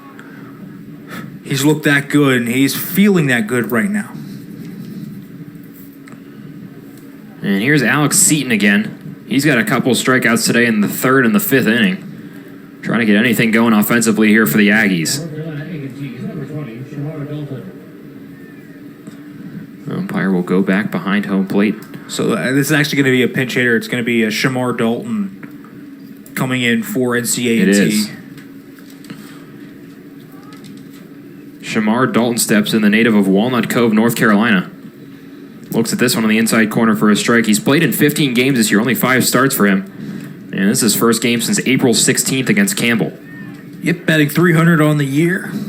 6 RBIs. Guy that has been productive when he's been able to be in the lineup. Only 30 at-bats, but 9 hits. You'll take that, 3 of them being doubles. So a guy that gives him some of that gap power as well. Maybe can get something going here. 1-1 to Dalton. Off-speed pitch catches there, and Gilbertson once again up in the count at 1-2 here in the top of the 8th. A 300 hitter on the year, small sample size, only 9 for 30 total, but still impressive nonetheless. Swing and a miss on the off-speed pitch here from Gilbertson. He's got a dozen on the day, and that is the Charles L. Cost Field record. He ties the record. Last time that happened, TJ Zoik back in 2016. Really impressive stuff from Matt Gilbertson, and he's one away from having that record by himself. Yeah, it's just surgical at this point. Location's been great. Command's been great. Everything about what Gilbertson has done today has been textbook. I don't know how you can't be happy about what he's done the past 5 starts. He's on a heck of a run right now. Starts this at bat with a strike to Ash to bring it to 0-1. Top of the 8th, this one right in front of the plate. It's in fair territory, they say, and Tatum Levens just has to turn around and apply the tag. Ash didn't know where that one stopped, and Levens makes the tag, and Pitt is out of the top of the 8th. Some impressive work again from Matt Gilbertson. He's got 12 strikeouts on the day, only 2 hits allowed, and Pitt is cruising here in the 8th inning. 5-0 lead for them. And only 86 pitches through 8 innings for Matt Gilbertson. The definition of efficiency, the definition of dominance. What a game this has been by Matt Gilbertson. We head to the bottom of the 8th inning here. CJ Funk will be due up for Pitt next inning, along with Franks and Jordan Anderson. Those 3 a combined 1 for 8 on the day. We look to turn things around a little bit. Funk is the one with that hit. He had that single back in the 6th inning. And we'll get another pitching change here for North Carolina A&T. And we look back on this. We talked about that series from Miami a little bit, and a big reason why Billy Corcoran picking up that win in the series finale there. Some impressive work from him. And you look at the ACC awards. Max Wagner from Clemson also picking up the player of the week in the ACC. Yeah, well, Corcoran and Gilbertson have been the 1-2 punch in that starting lineup for Pitt. Pitt, and he had a great performance against Miami on Sunday. 7 innings, 3 hits, only 1 run allowed, 8 Ks. 4th straight start, he's won. But you look back, Corcoran this year has not had a start in which he has gone less than 6 innings in, and over the past 2 starts, only 2 earned runs allowed throughout that. Corcoran getting Pitt a big win there, and another big win against Virginia. No surprise, he wins this award. The pitching staff for Pitt has been strong as of late, certainly. And we got a new pitcher into the game for the Aggies. It'll be Sterling Thomas, the lefty from Waynesville, North Carolina. Redshirt freshman in his last time out against Charlotte had a scoreless inning of relief. And he'll look to do the same here against Pitt and keep them at bay in the 8th. Funk to lead things off. This one misses up from Thomas. Thomas on the year, pretty decent stats, 4.60 ERA. But that walks number is up a little bit. 16 strikeouts, 10 walks for him. Yeah, that's the big thing. That's 16 strikeouts, 10 walks. It's a bit of a tight line. 15 2/3 innings pitched, though. Not bad. Has allowed a few too many extra base hits, but 21 appearances, so NCAA trusts him a lot and uses him a lot out of the pen.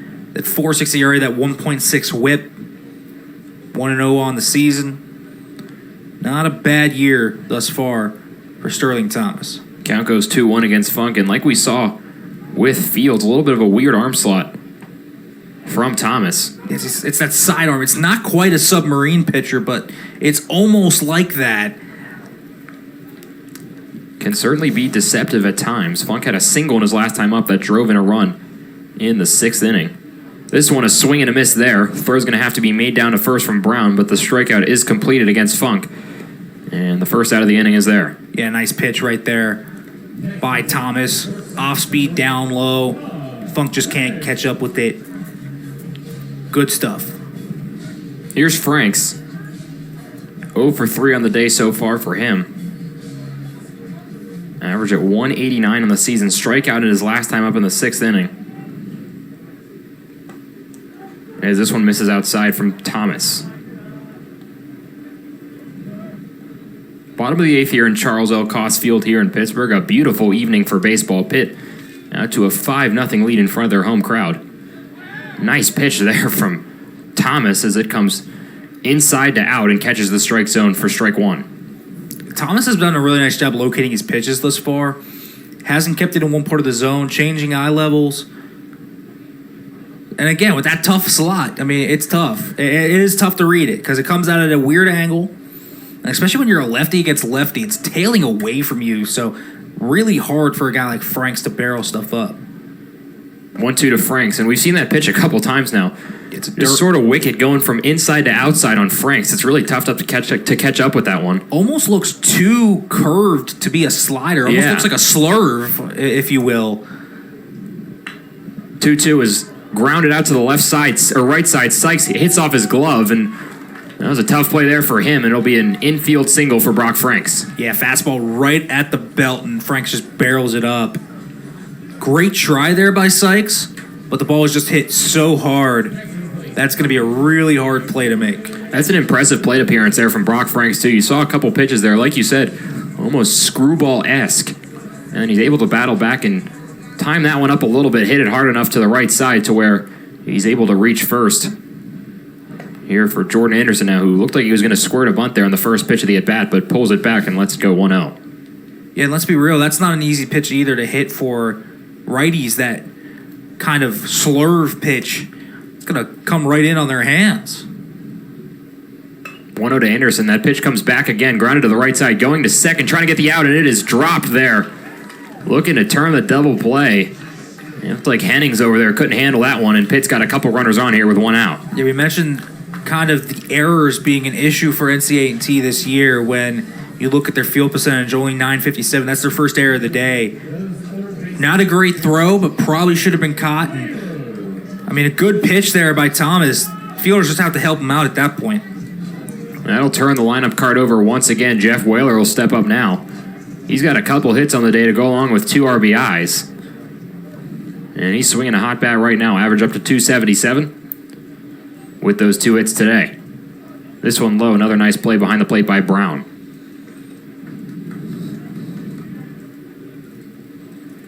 So another chance for Pitt to open up this game a little bit more. Still a 5-0 lead, but if they want to make it really comfortable, they can do so here in the bottom of the 8th.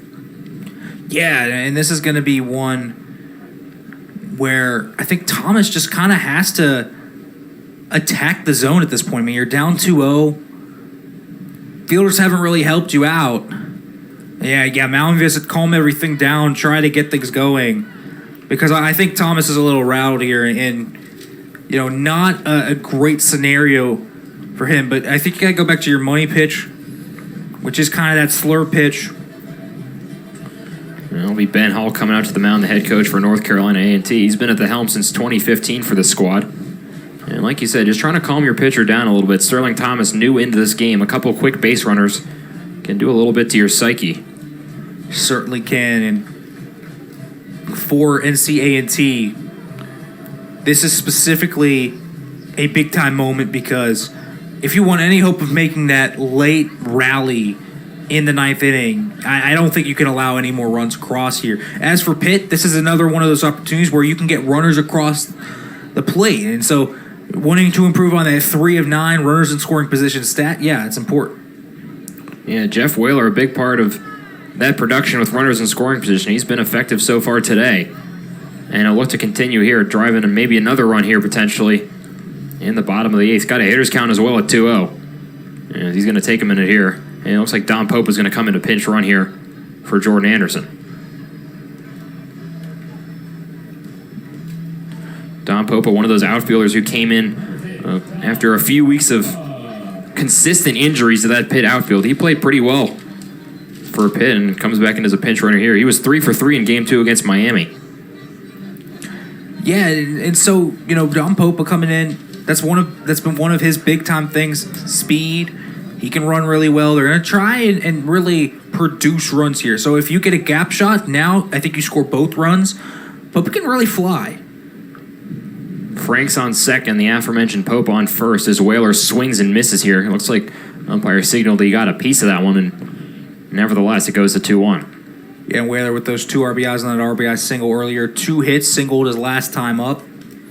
It's been a productive day for the leadoff man for the Panthers. 2-1 here with 1 out in the bottom of the 8th. Whaler looks at that one. Another nice pitch there from Thomas coming to the top of the zone and gets the strike looking. Yeah, great job coming back from 2-0 and painting the corner nicely there. Not throwing a meatball, not letting anything get barreled up here from Whaler. The 2-2. Swing and a foul tip yet again into the glove of Brown, and that'll finish off Whaler. Second strikeout of the night for Thomas. And he's got a couple outs here in the bottom of the 8th now. Got to feel good about that, right? Coming back from a 2-0 count against a pretty good hitter in Jeff Whaler, and you get him 3 straight pitches, swing and a miss, foul tip, foul tip. That's really that. I mean, it was that easy for Sterling Thomas. And now if you're Tatum Levens, we've kind of talking about, he's due tonight. This is an opportunity for him to find one of those open spots and really break the game completely open. As you mentioned, 0 for 4 tonight. He's come up in the 1st, 2nd, 5th, and 7th innings to no avail so far, but he's got an RBI opportunity here with 2 outs in the 8th. Thomas comes home and misses outside here on 0-0 to get things started to Levens. Certainly, and Levens going to try and continue that 2-out streak again, those 2-out RBIs, those 2 RBIs from Jeff Whaler, that RBI single. Pitt 3 hits on the night with 2 outs. As this one misses outside again, a very similar spot to that last pitch from Thomas. And Levens doesn't bite once again. Again, Levens batting .340 this year with runners in scoring position. So an opportunity he really likes. He's been productive in these situations. 2-0 comes up and in on him. Had to duck out of the way of that one a little bit, but he is still bruiseless. We've seen him get hit with by a few pitches this season, to say the least. He had a couple games there where he got hit a lot pretty frequently. Gets out of the way of that one, though, to make it 3-0. No plan on swinging there. Yeah, no. The way you're swinging on 3-0 up 5-0. Not getting the green light there. Would expect for him, though, if he gets the right pitch here, he's going to take a hack at this one. And I mean, trying to hit this one out. 3-1 to Levens. Up and away. He'll look at that one, and he will reach first. Another walk here for Pitt. That's their first in a little while, but 7th of the game nonetheless. And these North Carolina A&T pitchers really self-inflicted wounds, and this one has been the story, and you got a really good hitter in Washington stepping up now. He's 2 for 4 on the day as well. Yeah, and Ron Washington Jr. coming up in a really, really good spot. Past 2 ABs for him. Double and a hard-hit single. They're going to still put that shift on. So we'll see here, but Washington has the opportunity to really do some damage. Yeah, he singled through the shift that last time up to go along with that double in the 5th inning that really just went right at Ash. There's really not too much you could do about it. Just a really hard hit ball there from Washington, and that's the name of the game for him. He looks at this one 1-0 to get things started against Thomas. This one is swung off into the screen to even it up at 1. And yeah, honestly, if you're on Washington at this point, you know, at 1-1, I'm honestly sitting fastball here, and I'm trying to drive it. Past 2 hits have been on fastballs. You got to sit back on it and try and drive it. The 1-1 is low. So he's going to go off speed naturally, not trying not to give Washington anything. But if you're Thomas here, you know, you can't go off speed too much because, you know, that off speed's a chase pitch. But if it's going to be hung in the zone, that's where we get into territory where Washington can really do damage. This one misses as well from Thomas, and a hitter's count now for Ron Washington. Dangerous spot here for Thomas, but has to find the zone. Can't afford to walk a run home here. As you said, a ball will play to run here from Sterling Thomas. 3-1. Not a ball. That's a good pitch outside corner of the plate. Not a dangerous pitch either. This is going to be a really, really big pitch here for NCA&T if they want to try and make this comeback. Full count, 2 outs, bases loaded. Something's got to give. Swing and fouled off to the right side. Came back outside corner of the plate with the fastball. Washington stays alive, though. And again, in this situation, 2 outs, it's 3-2. As the hitter, I think you have all the leverage here. You got to force the pitcher to make the right pitch. You either get the wrong pitch. Payoff again, misses outside, and that'll play to run. Yeah, or that happens in. So a good walk there for Ron Washington. A nice at-bat for him. And now you still get a guy that's dangerous in Bryce Hewlett, who homered earlier today, with an opportunity to extend this lead past 6-0. Yeah, he's already got a couple RBIs on the day. Has that home run to go along with that sac fly in the 7th. 24 RBIs on the year now for Hewlett as he dodges that one coming inside from Thomas. Yeah, Thomas just falling behind here. Not ideally what you want to do. But 1-0. Thomas misses this one away from Hewlett. And the count's now 2-0. Hitters count again. And I don't, you know, bases loaded. This is a tough spot for Sterling Thomas to be in. Up and in again, and Thomas can't find the zone here against Hewlett, who will undoubtedly be waiting for this one to come in. Yeah, you just sit back in this one, force him to throw it in. You talk about hurting yourself and self-inflicted wounds here. I mean, this is the definition of them. 3-0. Ooh, caught the outside corner there. That looked close. Hewlett lays off of that one, and Thomas gets back in this one at 3-1. Moving quickly here, a fast cadence from Thomas at 3-1. Up and in. Another run comes home for Pitt to make it 7-0 in the 8th. Yep, and that's been the big thing for Pitt thus far today. That the walks, the play discipline, it's all been there. 9 walks now. 2 walks with batters coming in to score. It's really been the importance of that today for Pitt. Now suddenly it's 7-0. Yes, might be the end of the day for Sterling Thomas. There's a righty warming up in the bullpen. Maybe giving him some time to work. We'll see here, but you got to get things back in order in a hurry here if you're North Carolina A&T. Yeah, and again, I mean, you're just not in the right part of the lineup you want to be in. Jack Anderson, I mean, these guys all have significant pop. And if they don't have home run pop, I mean, they have significant extra base hit pop, too. 13 extra base hits for Anderson here. So, yeah, it makes sense to bring in the righty here. Try to get the advantageous matchup. Thomas checks out here. His book is not closed yet, but he does exit the game here after yielding 3 walks to Pitt hitters. 2 runs put up here in the bottom of the 8th inning by Pitt to extend this to a 7-0 lead. Yeah, and that's been the story of today. Again, the stat lines that you actually look at, when we talk about runners in scoring position, runners on base, not that they're terrible, but 4 of 16, 3 of 10. That's not going to be, sterling marks. But what they've done here in the past few innings, 2 walks in, a sac fly, productive at-bats are a thing here. I think Pitt's done that really nice here as the game's gone on. Yeah, the new pitcher into the game here for the Aggies will be Bryson Galloway, the infrequently used right-hander. Only 2 1/3 innings pitched on the year. He's given up 6 earned runs. So looking to get his season back on track here as the righty. Yeah, not a huge sample size for Galloway. So that ERA is way up at 23.14. The whip's above 3. And as you've said, allowed 6 earned runs thus far in the year. But the real stat, the opponent batting average against is .538 right now. So gonna have to work on that location. Doesn't feel like you get a ton of kind of introspection on the walk to strikeout ratio. It's 1-1 right now, but pitched against Charlotte, and that was a spotless outing on Wednesday. So you feel decent about that.